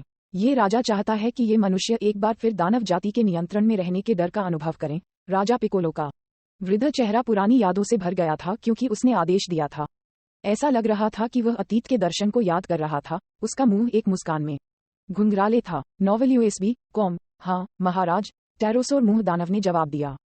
ड्रैगन बॉल की सबसे मजबूत किंवदंती अध्याय 348 पृथ्वी की आपदा की शुरुआत। इस समय गोकू स्वाभाविक रूप से राजा पिकोलो की प्रतिक्रिया से अवगत नहीं था। वह वर्तमान में वेस्ट सिटी की ओर जाने वाले एक लग्जरी जेट पर बैठे थे। बुला, तुमने मेरे ड्रैगन बॉलर्स को बॉक्स में क्यों डाला? यात्री सीट पर बैठे गोकू को अजीब लगा कि बुला ने सावधानी से 4 ड्रैगन गेंदों को एक बॉक्स में रखा था। बुला ने अपनी आंखें झुका लीं और अपने पैर के बगल में एक बॉक्स की ओर इशारा किया जो एक छोटे फ्रीजर की तरह लग रहा था, और हंसते हुए कहा, यह मेरा नवीनतम आविष्कार है, स्टोरेज बॉक्स, और यह सभी संकेतों को अलग कर सकता है। क्या पिकोलो नाम का वह महान दानव राजा आपके ड्रैगन गेंदों को लूटने की कोशिश नहीं कर रहा है? अब वह तुम्हें बिल्कुल नहीं ढूंढ पाएगा। इतना कहने के बाद बुला के चेहरे पर मुस्कान आ गई। गोकू के गूंगा रूप को देखकर अचानक एहसास की अभिव्यक्ति का खुलासा करने से पहले वह मुस्कुराई और कहा, चलो पहले वेस्ट सिटी में मेरे घर जाएं और फिर मैं आपको खेलने के लिए बाहर लाऊंगी। कुछ राजा पिकोलो के बारे में चिंता मत करो, वह निश्चित रूप से हमें नहीं ढूंढ सकता है। ओह, गोकू ने सिर हिलाया और थोड़ी भूख महसूस की। उन्होंने एक बैकपैक पोर्टेबल लंच बॉक्स से एक हैमबर्गर लिया और इसे खा लिया। बुला, क्या तुम एक चाहते हो? गोकू ने पूछा और एक और बर्गर सौंप दिया। मैं अभी विमान उड़ा रही हूँ, इसलिए मैं खाना नहीं खा सकती। बुला ने अपना सिर हिलाया और मना कर दिया। उसकी बात सुनकर गोकू ने एक पल सोचा और बर्गर को सीधे बुल्मा के मुंह में भेज दिया। बुल्मा को भी भूख लगी थी। अपने मुंह के करीब हैमबर्गर को घूरते हुए बुला की बड़ी बैंगनी नीली आंखें फटी हुई थीं, और किसी और चीज की परवाह न करते हुए उसने धीरे से अपना मुंह खोला और एक काट लिया। जैसा कि उसने कहा, भविष्य में मुझे एक ऐसी मशीन का आविष्कार करना होगा जो स्वचालित रूप से मुझे खिला सके ताकि मैं विमान उड़ाते समय खा सकूं। बेशक ऑटो पायलट सिस्टम का आविष्कार करना अधिक उचित है, लेकिन अगर मैं व्यक्तिगत रूप से विमान नहीं उड़ा रहा हूं तो यह मजेदार नहीं होगा। गोकू को देखते हुए, जिसने एक चिकन पैर निकाला था और उसे लगातार निगल रहा था, वह मुस्कुराए बिना नहीं रह सकी। विमान बादलों को चीरते हुए वेस्ट सिटी की ओर बढ़ गया। पृथ्वी, देखो। बूढ़े कामी और मिस्टर पोपो लुकआउट के किनारे पर खड़े थे। बूढ़ा कामी एक बेत पर झुक गया, चिंतित नाक के साथ नश्वर दुनिया को घूर रहा था। राजा पिकोलो के पुनः उद्भव ने उन्हें बहुत असहज बना दिया। उसने महसूस किया कि वह पृथ्वी का ऋणी है। श्री पोपो ने ओल्ड कामी को चिंता से देखा और कहा, यदि राजा पिकोलो वास्तव में शेनरॉन को अपनी युवावस्था को वापस पाने के लिए बुलाते हैं, तो वह निश्चित रूप से और भी शक्तिशाली हो जाएगा और उसे हराना आसान नहीं होगा। बूढ़े कामी ने अफसोस से अपना सिर हिलाया और कहा, पिकोलो की विशेष पहचान के कारण हम सीधे कार्रवाई नहीं कर सकते। हम केवल आशा कर सकते हैं कि मानव दुनिया के विशेषज्ञ उसे हराने में सक्षम होंगे। सौभाग्य से नश्वर दुनिया में कई शक्तिशाली मार्शल कलाकार हैं, इसलिए पृथ्वी को अभी भी आशा है। श्री पोपो ने सिर हिलाया। उसने पीछे मुड़कर ओल्ड कामी की ओर देखा और फिर उसकी नजर बादलों के बीच से गुजरती हुई जब वह नश्वर दुनिया को देख रहा था। कामी पृथ्वी के मामलों में हस्तक्षेप नहीं कर सकता जब तक कि बिल्कुल आवश्यक न हो। इस कठोर नियम का उद्देश्य पृथ्वी पर व्यक्तियों को आपदाओं का अनुभव करने के बाद बढ़ने के लिए प्रेरित करना था। यही कारण है कि राजा पिकोलो को पहले बढ़ने की अनुमति दी गई थी और कामी ने सीधे उसे नहीं रोका। अब एक तरफ राजा पिकोलो की ताकत ने कामी के कौशल की सीमाओं को लगभग छू लिया, जबकि दूसरी ओर राजा पिकोलो एक देवता से अलग हो गया, इसलिए पुराने कामी सीधे राजा पिकोलो को नहीं मार सकते थे। श्री पोपो को कामी की सहायता के लिए एक परिचय के रूप में अन्य दुनिया से भेजा गया था, इसलिए स्वाभाविक रूप से वह कुछ ऐसा नहीं कर सकता था जो पुराने कामी के जीवन को खतरे में डाल दे। इसने एक विरोधाभास पैदा किया जिसने बदले में पुराने कामी को नश्वर दुनिया में एक मजबूत विशेषज्ञ के उद्भव के लिए लंबा कर दिया जो राजा पिकोलो को हरा सकता था। यद्यपि इससे उनकी स्थिति बदल सकती है, पुराने कामी ने लंबे समय से अपने जीवन का बलिदान करने की तैयारी की थी। इसके अलावा उनका जीवन काल समाप्त हो रहा था और यही कारण था कि वह उत्तराधिकारी खोजने के लिए इतने उत्सुक थे। ओह, वैसे उस सयान पर विशेष ध्यान दें जिसे गोकू कहा जाता है, और लॉन्च भी। हमें राजा पिकोलो को हराने में उनकी ताकत की आवश्यकता हो सकती है। श्री पोपो के पास कहने के लिए कुछ शब्द थे, लेकिन उनका रवैया बहुत स्पष्ट था। ची, क्रिलिन और यमचा भी बहुत अच्छे मार्शल कलाकार हैं। इसके अलावा वे कोरिन टॉवर की दिशा की ओर बढ़ रहे हैं। कोरिन को उन पर ध्यान देने दें और जितना संभव हो उतना उन्हें प्रशिक्षित करें, ओल्ड कामी ने नश्वर दुनिया को देखते हुए कहा। वास्तव में उनके दिल में टियान शिनहान भी प्रशिक्षण के लायक था, लेकिन उन्हें पता नहीं था कि टियान शिनहान को जिया द्वारा कहां ले जाया गया था।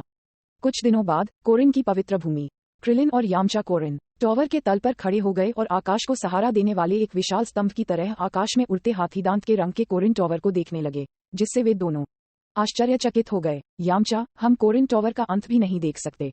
हाँ, यमचा ने अपनी लार को निगल लिया क्योंकि उसके दिल में एक तीव्र लड़ाई की भावना प्रकट हुई। इस समय सेक्रेड लैंड के संरक्षक बोरा और उनके बेटे एक मार्शल आर्ट वर्दी में एक अजनबी को देखते हैं और पूछते हैं, क्या आप दो मार्शल कलाकार कोरिन टॉवर को चुनौती देने आए हैं? हाँ, हम यहाँ कोरिन टॉवर को चुनौती देने के लिए हैं, लेकिन मैंने नहीं सोचा था कि कोरिन टॉवर इतना भव्य होगा। ये वास्तव में शानदार शिल्प कौशल है। क्रिलिन ने सिर हिलाया और कहा, ये परमेश्वर की उत्कृष्ट कृति है। ऐसा कहा जाता है कि शक्तिशाली अमर कोरिन टॉवर पर रहता है। जब तक एक मार्शल कलाकार कोरिन टॉवर पर चढ़ सकता है, तब तक वह अमर कोरिन से संकेत प्राप्त कर सकता है। ब्राह ने धीरे धीरे उन्हें किंवदंती के बारे में बताया। कोरिन टॉवर की चोटी की ओर देख रही आंखों की जोड़ी विस्मय से भर गई। अचानक उपा ने क्रिलिन और यमचा की नारंगी लाल मार्शल आर्ट वर्दी की ओर इशारा किया और आश्चर्य से कहा, अरे, आप दोनों भाई गोकू के समान कपड़े पहने हुए हैं।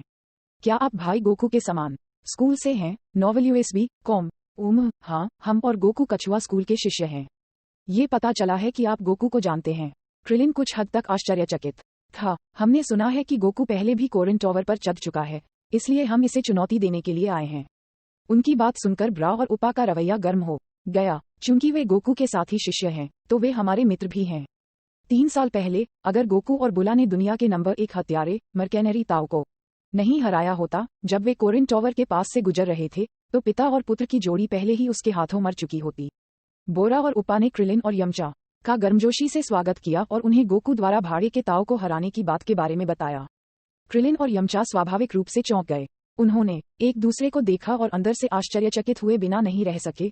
गोकू ने दुनिया के नंबर 1 हत्यारे मर्केनरी ताओ को हराया। इसके अलावा ये 3 साल पहले था। अप्रत्याशित रूप से गोकू ने उन्हें इसका उल्लेख नहीं किया। हालांकि जब क्रिलिन और यामचा ने गोकू के मामूली व्यक्तित्व के बारे में सोचा, तो उन्होंने राहत महसूस की। मर्केनरी ताओ नंबर 1 हत्यारा पृथ्वी पर कुछ विशेषज्ञों में से एक था, फिर भी वह 3 साल पहले गोकू से अप्रत्याशित रूप से हार गया था। क्रिलिन और यामचा ने महसूस किया कि गोकू और उनके बीच का अंतर बहुत बड़ा था। लेकिन बहुत जल्दी उनकी आंखों ने एक मजबूत लड़ाई का इरादा छोड़ दिया, और जैसे ही वे कोरिन टॉवर की ओर देखते थे, उनके दिल उम्मीदों से भरे हुए थे। गोकू 3 साल पहले मर्केनरी ताओ को हरा सकता था। अगर हम कोरिन टॉवर के प्रशिक्षण को पास कर सकते हैं, तो हम निश्चित रूप से हमारे बीच की खाई को कम कर देंगे। दोनों आदमी दृढ़ निश्चयी दिख रहे थे। बोरा और उपा को अलविदा कहने के बाद वे झुके, अपने पैरों पर मुहर लगाई और गोली की तरह ऊपर की ओर गोली चलाई, तुरंत घने बादलों में गायब हो गए। उपा ने अपना सिर उठाया और अपनी आंखों को धूप से बचाने के लिए अपनी हथेली को अपने माथे के सामने रखा। जैसे ही उपा ने गहरे नीले आकाश को देखा, उसने कहा, वे भाई गोकू के साथी शिष्य होने के योग्य हैं, वे भी इसी तरह बहुत शक्तिशाली हैं। जब क्रिलिन और यामचा कोरिन टॉवर पर चढ़ रहे थे, पृथ्वी की राजधानी सेंट्रल सिटी आकाश में तैरते सफेद बादलों के बीच एक बड़ा आधा खुला अंतरिक्ष यान धीरे धीरे महल के पास पहुंचा जहां राजा रहता था। महल पर एक विशाल छाया डाली गई, जिससे धीरे धीरे उत्पीड़न की एक विशाल भावना पैदा हुई। राजा पिकोलो ने उदासीन रूप से नीचे देखा, गार्ड रेल पर चढ़ गया और अंतरिक्ष यान से नीचे गिर गया। तुम कौन हो? यह महामहिम की संपत्ति है, कृपया तुरंत चले जाएं। अपरिचित राजा पिकोलो को देखकर गार्ड आगे बढ़ा और अशिष्टता से चिल्लाया। राजा पिकोलो का चेहरा ठंडा था, क्योंकि वह गार्ड को तिरस्कारपूर्ण दृष्टि से देख रहा था। उसकी उदासीन अभिव्यक्ति एक हीन जीवन रूप को देखने की तरह थी जो नष्ट होने वाला था। कुछ देर की भारी चुप्पी के बाद, जब सभी को लगा कि घुसपैठिया पीछे हट जाएगा, तो ऐसे शब्द सुनाई दिए जिनसे हर कोई कांप गया। राजा पिकोलो द्वारा कर्कश आवाज के साथ कहा गया, झांझ, इन सभी लोगों को मार डालो। जो कोई भी मेरी अवज्ञा करता है, राजा पिकोलो, उसका कोई मूल्य नहीं है। हाँ महाराज, डायनासोर की तरह विशाल शरीर वाले राक्षस जाति के झांबल ने जोर से जवाब दिया और फिर अपने सामने चींटियों पर छींटाकशी करते हुए आगे बढ़े। टेरोसोर मुंह दानव शुरू से ही नहीं हिला था। राजा पिकोलो के बगल में खड़ा था और इसी तरह ठंड से हंस रहा था। स्थिति ठीक न होते देख सभी गार्डों ने उन्हें घेर लिया। वहीं गार्डों के कप्तान ने स्थिति की सूचना देने के लिए वॉकी टॉकी निकाला। हर कोई ध्यान देता है, एक अज्ञात व्यक्ति अपना रास्ता बना रहा है। हर कोई ध्यान देता है, एक अज्ञात व्यक्ति अपना रास्ता बना रहा है। गार्ड के कप्तान ने कुछ शब्द भी नहीं कहे जब सिंबल ने अपने होंठ चाटे और एक फ्लैश के साथ वह गार्ड के कप्तान की ओर दौड़ा। अपना विशाल पंजा खोला और थोड़ा नीचे चला गया। आसपास के गार्ड चौंक गए और उन्होंने जल्दबाजी में बंदूकें निकाली और झांबल पर अंधाधुंध गोलियां बरसाईं। बजना बजना। हालांकि जब गोलियां सिंबल पर लगीं, तो ऐसा लगा जैसे गोलियां धातु पर प्रहार कर रही थीं, और सभी गोलियां अप्रत्याशित रूप से उनके शरीर से निकल गईं। राक्षस, उन्होंने कहा, हर किसी को घबराएं नहीं, मारक क्षमता पर ध्यान केंद्रित करें। 1, 2, 3। संरक्षक महल के कई सौ गार्डों ने जल्दी से राजा पिकोलो को घेर लिया, एक युद्ध गठन का गठन किया और आग लगा दी। हालांकि घुसपैठियों की ताकत बहुत अधिक थी, इसलिए साधारण गर्म हथियार मूल रूप से बेकार थे। बूम। बख्तरबंद वाहनों को एक पंक्ति में व्यवस्थित रूप से पंक्तिबद्ध किया गया था, जो मोटी लोहे की दीवार को घेरे हुए थे। ड्रैगन बॉल की सबसे मजबूत किंवदंती अध्याय 349। महान दानव राजा पिकोलो का युग। हालांकि मारक क्षमता का ये कैलिबर अभी भी राजा पिकोलो और उनके अधीनस्थों के सामने महत्वहीन लग रहा था। राजा पिकोलो ने अपना हाथ हिलाया और फिर एक प्रकाश चमका। अचानक एक बढ़ती हवा के तूफान की तरह एक गहरी नीली ऊर्जा लहर बाघों की दहाड़ और बंदरों के खंखने की तरह बह गई। एक पल में एक विशाल आग का गोला अपनी जगह पर उठ गया और बख्तरबंद बलों का सफाया हो गया। चलो चलते हैं, यह मनुष्यों के लिए राजा पिकोलो के आतंक का फिर से अनुभव करने का समय है। ये कहने के बाद राजा पिकोलो अपने 2 दानव अधीनस्थों को साथ ले आया और महल में घुस गया। इस समय महल के अंदर राजा एक गंभीर दृष्टि के साथ दस्तावेजों की समीक्षा कर रहा था। वह भूकंप अभी क्या था? राजा ने अपना सिर उठाया और अपने बगल में शाही गार्ड से पूछा। शाही गार्ड ने जवाब दिया, मैं तुरंत किसी की जांच कराऊंगा। इस समय एक अधिकारी दौड़कर अंदर आया और हौंफते हुए कहा, अच्छा नहीं है महामहिम, लोगों के एक समूह ने महल में सेंध लगा दी है और महल की रखवाली करने वाले अधिकांश सैनिक कार्रवाई में मारे गए हैं। यह आक्रमणकारियों की एक छवि है जो अभी ली गई थी, एक नजर डालिए। ये है। राजा अचानक खड़ा हो गया और एक आश्चर्यचकित दृष्टि से छवि को देखा। छवि में बख्तरबंद बलों के माध्यम से किंग पिकोलो के टूटने के दृश्य को दर्शाया गया है। छवि से राजा स्पष्ट रूप से राजा पिकोलो को बख्तरबंद बलों को नष्ट करते हुए देख सकता था। नीली ऊर्जा तरंगों का बड़ा विस्तार बिना किसी अवरोध के बह गया। आकाश में उड़ता हुआ आग का गोला एक परमाणु विस्फोट की तरह था, जो देखने में बहुत चौंकाने वाला था। विशेष रूप से राजा पिकोलो की छाती पर दानव शब्द ने सब कुछ भयावह बना दिया। ये लोग अच्छे इरादों के साथ नहीं आ रहे हैं। राजा इस बात को अच्छी तरह समझ गया। ठंडे पसीने में उसका माथा फूट पड़ा। वह व्यक्ति कौन है? क्या कोई राक्षस राजा प्रकट हुआ है? राजा को एहसास हुआ कि मनुष्य एक बड़े संकट का सामना कर रहा है। एक दिन बाद सेंट्रल सिटी के सर्वोच्च प्राधिकरण ने हाथ बदल दिए थे। राजा पिकोलो हड्डियों से बनी एक बड़ी कुर्सी पर बैठे थे, अनगिनत कैमरों का सामना कर रहे थे, और फिर उन्होंने दुनिया को घोषणा की, राजा पिकोलो का युग आ रहा है। अपने आतंक के शासन को सीधे मूर्त रूप देने के लिए राजा पिकोलो ने व्यक्तिगत रूप से अपने घटते शरीर के बावजूद कई कैमरों के दर्शकों में एक बड़े द्वीप को नष्ट कर दिया। गगनभेदी गड़गड़ाहट के बीच द्वीप डूब गया। आग की लपटें सभी दिशाओं में फैल गईं और काला धुआं फैल गया, क्योंकि एक विशाल आग का गोला कई 100 मीटर की ऊंचाई तक बढ़ गया। विमान के साथ जहां आग का गोला उठा था, एक बड़ी उपज हाइड्रोजन बम के विस्फोट के समान एक अत्यधिक प्रभावशाली दृश्य प्रभाव बनाने के लिए एक पर्याप्त गोलाकार शॉकवेव निकली। क्या यह नकली है? क्या नरक है? ये किस फिल्म से लिया गया था? स्पेशल इफेक्ट्स काफी वास्तविक हैं। मैं पहले भी उस द्वीप पर जा चुका हूँ। यह असली की तरह ही है। जबकि कुछ लोग अपने टीवी स्क्रीन के सामने आश्चर्यचकित थे, दूसरों को संदेह था। बहरहाल हर कोई इस खबर के बारे में बात कर रहा था। वर्तमान माहौल में यदि आप चाहते हैं कि शांतिपूर्ण जीवन जीने वाले लोग अचानक विश्वास करें कि दुनिया राजा पिकोलो नामक राक्षस के हाथों में पड़ गई थी, तो ये काफी मुश्किल काम होगा। हर किसी ने माना कि वे सही थे और अन्य गलत थे। इस प्रकार केवल कुछ लोगों को एहसास हुआ कि टीवी स्क्रीन में विस्फोट बहुत वास्तविक दिखाई दिया। नतीजतन उन्होंने महसूस किया कि कुछ गलत था और उनके दिल चिंतित और भयभीत हो गए। यह विशेष प्रभाव कैसे है? ये स्पष्ट रूप से वास्तविकता में कुछ हो रहा है। जल्द ही स्क्रीन के निचले हिस्से में बड़े पात्रों और लोगों के भागने के निरंतर दृश्यों ने उनके अनुमान की पुष्टि की कि दुनिया राजा पिकोलो नामक राक्षस के हाथों में पड़ गई थी। ये स्क्रिप्टेड नहीं था। यही है राजा पिकोलो। क्या ये पौराणिक राक्षस राजा है? हम इसके लिए तैयार हैं। दुश्मन बहुत शक्तिशाली लगता है। उसने अपने हाथ की एक आकस्मिक लहर के साथ पृथ्वी के चेहरे से एक द्वीप को मिटा दिया। बहुत डरावना। क्या कोई ऐसे शक्तिशाली राक्षस राजा को हरा सकता है? इस बार हर किसी ने इस पर विश्वास किया। पूरी दुनिया में हलचल मच गई। 300 साल पहले से राजा पिकोलो से जुड़ी घटना पहले से ही एक किंवदंती बन गई थी, लेकिन हर कोई इसे भूल नहीं पाया था। कुछ प्राचीन मार्शल आर्ट स्कूलों और परिवारों को अभी भी राजा पिकोलो के शासनकाल के आतंक याद है। तमाम तरह की अफवाहें फैलती हैं, जिससे काफी हंगामा होता है। थोड़ी देर बाद लोग बेचैन हो गए और दुनिया के सभी क्षेत्रों में हंगामा हुआ। कई बदमाशों और गिरोहों ने दुकानों, बैंकों और यहाँ तक कि सरकारी कार्यालयों पर भी हमला करना शुरू कर दिया। अब से पूरी दुनिया मेरी है, राजा पिकोलो की। डरो, कांपो। ठीक वैसे ही जैसे 300 साल पहले राक्षसों के नीचे उगते थे। राजा पिकोलो के चेहरे पर मुस्कान थी, क्योंकि उन्होंने गर्व से दुनिया के सामने घोषणा की थी। इस प्रकार उनकी तानाशाही के तहत पृथ्वी भय के माहौल में डूबी हुई थी। इस समय राजा पिकोलो एक पत्थर की कुर्सी पर सीधा बैठा था और उसकी थोड़ी उसकी वृद्ध बाह में लिपटी हुई थी। झांझ जाओ और पृथ्वी पर सभी मार्शल आर्ट स्कूलों को मिटा दो। याद रखें, आपको उन्हें उनकी जड़ों से उखाड़ फेंकना होगा। मैं नहीं चाहता कि पृथ्वी पर मार्शल कलाकार मौजूद हों। हाँ महाराज, सिंबल ने जवाब दिया, और फिर उसने अपने पंखों को फड़फड़ाया और उड़ गया। जैसे ही वह सिंबल की घटती पीठ को देख रहा था, राजा पिकोलो की उंगलियां लयबद्ध रूप से पत्थर की कुर्सी पर टैप कर रही थीं। थोड़ी देर बाद वह अचानक खड़ा हो गया और कैमरों के सामने उसने दुनिया को एक बुलंद स्वर में घोषणा की कि वह दुनिया भर के शहरों को नष्ट करने के लिए बहुत कुछ खींचेगा। विनाश के भाग्य से बचने के लिए विभिन्न शहरों के लिए उन्हें एक गहरे नारंगी क्रिस्टल बॉल का योगदान करना होगा, जिस पर सितारे अंकित हैं। एक ड्रैगन बॉल। केवल यदि आप ड्रैगन बॉल नामक इस चीज का योगदान करते हैं, तो ये दानव राजा आपको जाने देगा। राजा पिकोलो ने निराश लोगों के लिए एक जीवन रक्षक तिनका फेंक दिया।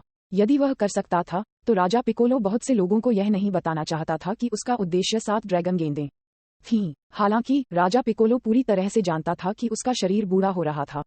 उसे शेनरॉन को बुलाने और अपनी युवावस्था को बहाल करने के लिए सभी 7 ड्रैगन गेंदों को इकट्ठा करने की तत्काल आवश्यकता थी।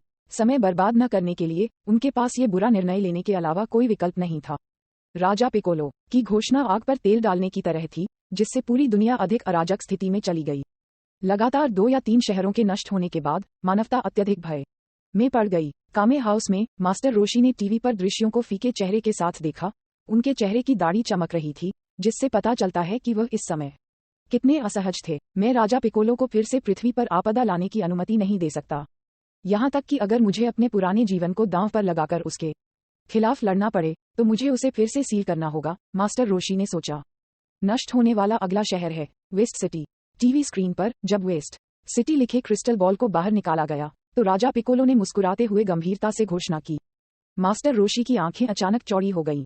क्या वेस्ट सिटी बुला का घर नहीं है? गोकू को बुल्मा के साथ वहां होना चाहिए। ये सोचकर मास्टर रोशी ने जल्दी से एक फोन पकड़ा और बुल्मा का नंबर डायल किया, लेकिन बुल्मा की तरफ से किसी ने जवाब नहीं दिया। उन्होंने लगातार 1 दर्जन से अधिक बार फोन किया, इससे पहले कि फोन कॉल आखिरकार हो गया। बूढ़े विकृत, तुम क्यों बुला रहे हो? दूसरी तरफ से बुला ने भद्दे स्वर में पूछा। बुल्मा, क्या गोकू तुम्हारे साथ है? बेशक, हम कुंवारी जंगल की खोज करके वापस आ गए। बुला शांत लग रही थी, जैसे कि उसे नहीं पता था कि बाहर क्या हो रहा था। मास्टर रोशी उत्सुकता से चिल्लाया, जल्दी करो और गोकू को फोन दे दो। क्या गलत है दादाजी? मास्टर रोशी। फोन से एक और आवाज आई, ये गोकू की आवाज थी। गोकू, कुछ बुरा हुआ है। राजा पिकोलो अब पूरी दुनिया पर शासन कर रहा है और कई शहर पहले से ही बड़े दानव राजा के हाथों में नष्ट हो चुके हैं। उनका अगला लक्ष्य वेस्ट सिटी है, इसलिए आपको सावधान रहना होगा। मास्टर रोशी ने बस समझाया कि इन 2 दिनों में क्या हुआ। उसकी बात सुनने के बाद गोकू दंग रह गया। उसने नहीं सोचा था कि बुला के साथ बाहर जाने के थोड़े समय में इतनी सारी चीजें हुई होंगी। पुरानी विकृतियां, क्या ये वास्तव में सच है? क्या राजा पिकोलो ने वास्तव में कई शहरों को नष्ट कर दिया है? बुल्मा की डरावनी आवाज आई, बेशक ये सच है। मास्टर रोशी ने निश्चितता के साथ जवाब दिया। आधिकारिक तौर पर राजा पिकोलो के हाथों मरने वाले दुनिया में लोगों की संख्या 10 मिलियन तक पहुंच गई है। 10 मिलियन लोगों को मारने के शानदार पराक्रम का जश्न मनाने के लिए राजा पिकोलो ने एक और शहर को नष्ट करने का फैसला किया है। वह फिर से बहुत कुछ खींच रहा है। वह आदमी बहुत बुरा है। मैं अब जाकर उसे मार डालूंगा। गोकू ने आक्रोश के साथ कहा, खासकर जब से वेस्ट सिटी बुल्मा का घर था। गोकू, तुम्हें लापरवाह नहीं होना चाहिए। किंग पिकोलो बहुत डरावना है, इसलिए आप लॉन्च, क्रिलिन और अन्य की तलाश करना बेहतर समझते हैं। वे आपके साथ मिलकर कार्रवाई करेंगे। मास्टर रोशी ने बार बार उसे चेतावनी दी। क्रिलिन और यमचा को कोरिन टॉवर पर होना चाहिए और ची ची भी कोरिन टॉवर के रास्ते पर हो सकता है। Novel USB com. मास्टर रोशी को नहीं पता था कि गोकू राजा पिकोलो का प्रतिद्वंद्वी होगा या नहीं, इसलिए उन्होंने दृढ़ता से उसे लॉन्च और अन्य लोगों के साथ शामिल होने की सलाह दी। उद्धरण चिन्ह ... उद्धरण चिन्ह। फिर फोन से व्यस्त टोन आने के कारण कॉल अचानक कम हो गई, जिससे मास्टर रोशी भौचक्के रह गए। गोकू तुरंत नहीं निकलेगा, है ना? बुदाबुदाते हुए मास्टर रोशी के होंठ कांपने लगे। उसने जल्दी से हस्की की तलाश की और पूछा, हस्की, क्या आप एक हवाई जहाज उड़ा सकते हैं और मुझे वेस्ट सिटी भेज सकते हैं? बेशक, हस्की ने तथ्यहीन स्वर में कहा। दुनिया के नंबर 1 मास्टर चोर के रूप में वह कैसे नहीं जानती होगी कि हवाई जहाज कैसे उड़ना है? ये भागने के लिए एक उपयोगी कौशल था। ... ड्रैगन बॉल की सबसे मजबूत किंवदंती अध्याय 350। गोकू की लड़ाई मास्टर रोशी के साथ। कॉल समाप्त करने के बाद गोकू और बुला ने विमान लिया और वेस्ट सिटी पहुंचे। इस समय वेस्ट सिटी पहले से ही राजा पिकोलो की घोषणा से प्रेरित अराजकता में था। ओवरपास पर लंबे तैरते अजगर की तरह वाहनों की भीड़ थी। कई कारें एक दूसरे से टकरा गई थीं, जिसके परिणामस्वरूप काले धुएं का उत्सर्जन हुआ था। ड्राइवर झगड़ा कर रहे थे, जबकि सायरन और कार के हॉर्न बजाने का शोर एक साथ मिल गया। एक तबाही के सामने मानविकी नकारात्मक भावनाएं पूरी तरह से प्रकट हुई। तेजी से घर वापस जाने के लिए बुला ने विमान को दूर रखा और फिर गोकू के पीछे फ्लाइंग निम्बस पर बैठ गया। बुला ने आगे इशारा करते हुए कहा, गोकू, थोड़ा तेज उड़ो। ठीक है। गोकू ने सिर हिलाया और फ्लाइंग निम्बस एक लंबे रिबन की तरह एक धुंधली पगडंडी छोड़ते हुए आकाश में घूम गया। बुल्मा के घर। गोकू के पीछे बैठी बुल्मा फ्लाइंग निम्बस से नीचे कूद गई। इस समय डॉक्टर ब्रीफ और बुला की मां बगीचे में फूलों को पानी दे रहे थे और हमेशा की तरह अपने पालतू जानवरों को खिला रहे थे। आने वाली आपदा से पहले तात्कालिकता की कोई भावना नहीं थी। मां, पिताजी, आप भूमिगत बम आश्रय में क्यों नहीं छिपे हैं? राजा पिकोलो जल्द ही आएगा। बगीचे में प्रवेश करने के बाद और अपने माता पिता को अभी भी इतनी लापरवाह दिखने के बाद बुला चिल्लाए बिना नहीं रह सकी और फिर वह चीजों को पैक करने के लिए घर में चली गई। डॉक्टर ब्रीफ दुनिया के सबसे अमीर आदमी थे।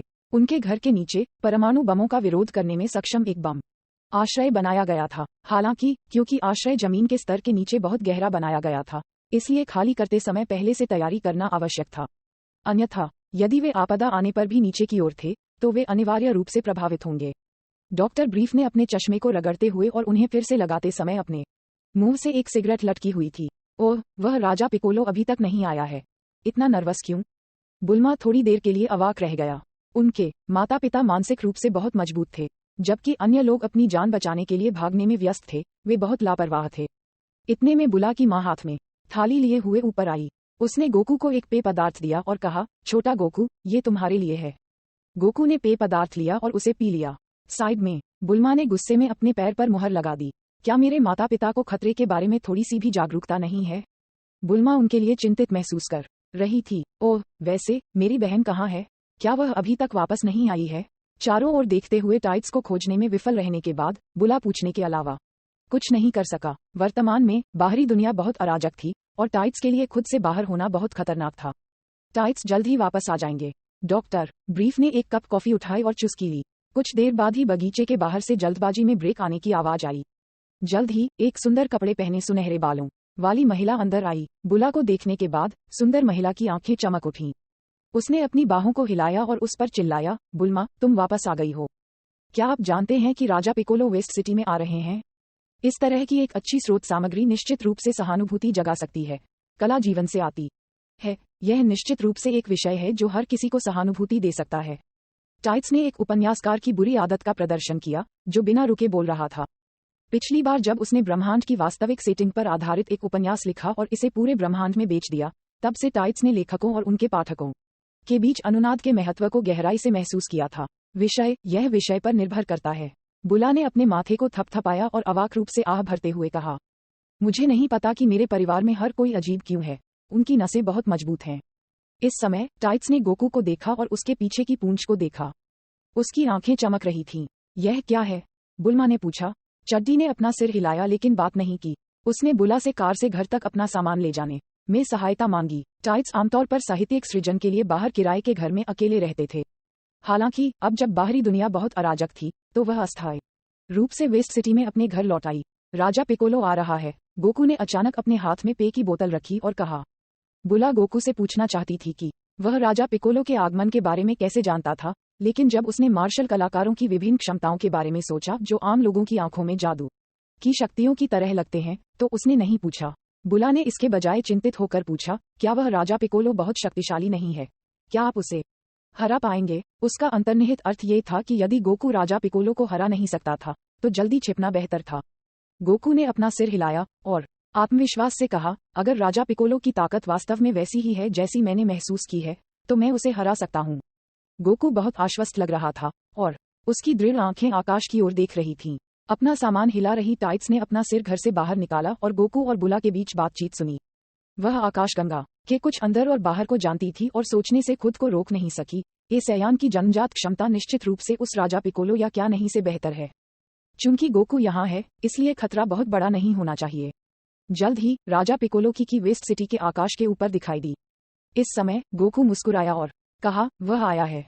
ये की बहुत मजबूत है, लेकिन मैं गिरावट की कुछ भावना महसूस कर सकता हूँ। बुल्मा, तुम सभी को भूमिगत छिप जाना चाहिए। मैं जाकर राजा पिकोलो से मिलूंगा। ये कहने के बाद गोकू ने फ्लाइंग निम्बस को बुलाया और उस पर कूद गया।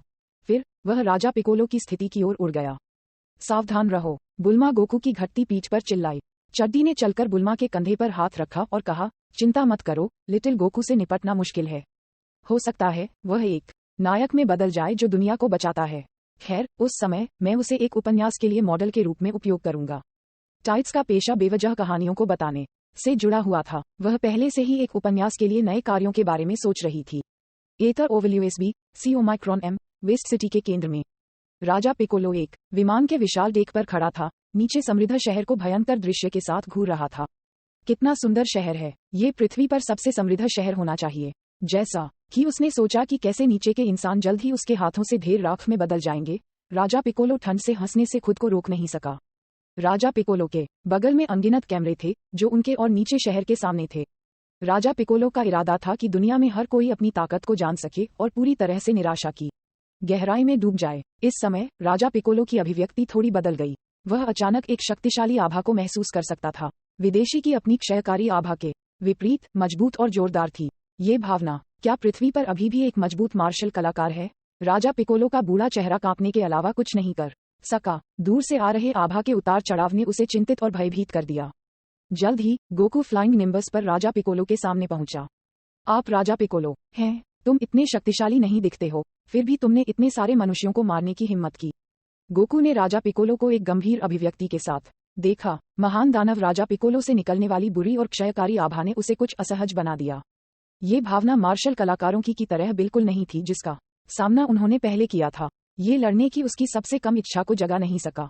मानव मार्शल कलाकार राजा पिकोलो के बोलते समय एक धीमी और कर्कश आवाज सुनी जा सकती थी। वह गोकू को भी आकार दे रहा था, जिसके बाद उनका मुंह हल्की सी मुस्कुराहट में बदल गया।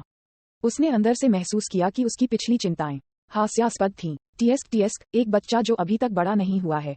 यद्यपि उसके शरीर से निकलने वाली आभा जोरदार है, वह नहीं जानता कि इसे कैसे नियंत्रित किया जाए। राजा पिकोलो ने कहा, इस समय दोनों पक्षों के एक दूसरे का सामना करने का दृश्य पास के कैमरों के माध्यम से बाकी दुनिया में प्रसारित किया गया था। दुनिया भर के लोगों ने महसूस किया कि एक युवा मार्शल कलाकार राजा पिकोलो का विरोध करने के लिए दिखाई दिया था।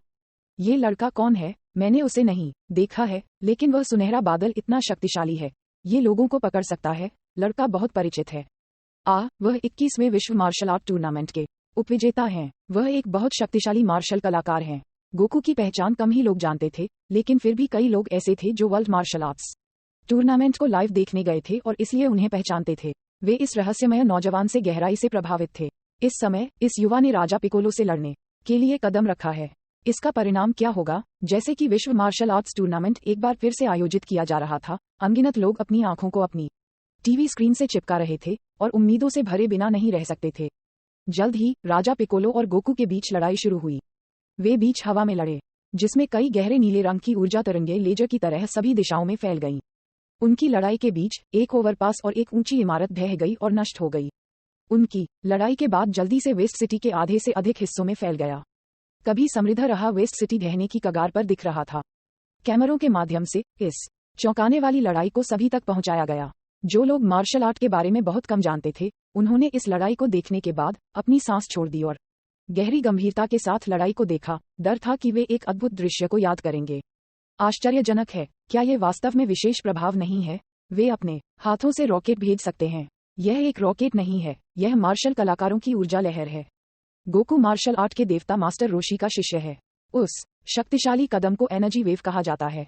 ये कहा जाता है कि मार्शल कलाकार जो एनर्जी वेव का उपयोग कर सकते हैं, वे सर्वश्रेष्ठ में से एक हैं। हर कोई लड़ाई को गंभीरता से देखता था, जबकि कभी कभी उत्साह से चर्चा करता था। कुछ दर्शक जानकार थे, वे जानते थे कि गोकू द्वारा इस्तेमाल किए गए कदम को ऊर्जा लहर कहा जाता था, और कुछ लोग जो मार्शल आर्ट के संपर्क में नहीं आए थे, उन्होंने अब इसके बारे में सीखा। ये पता चला है कि हम इंसान मार्शल आर्ट सीखने के बाद इतने शक्तिशाली बन सकते हैं।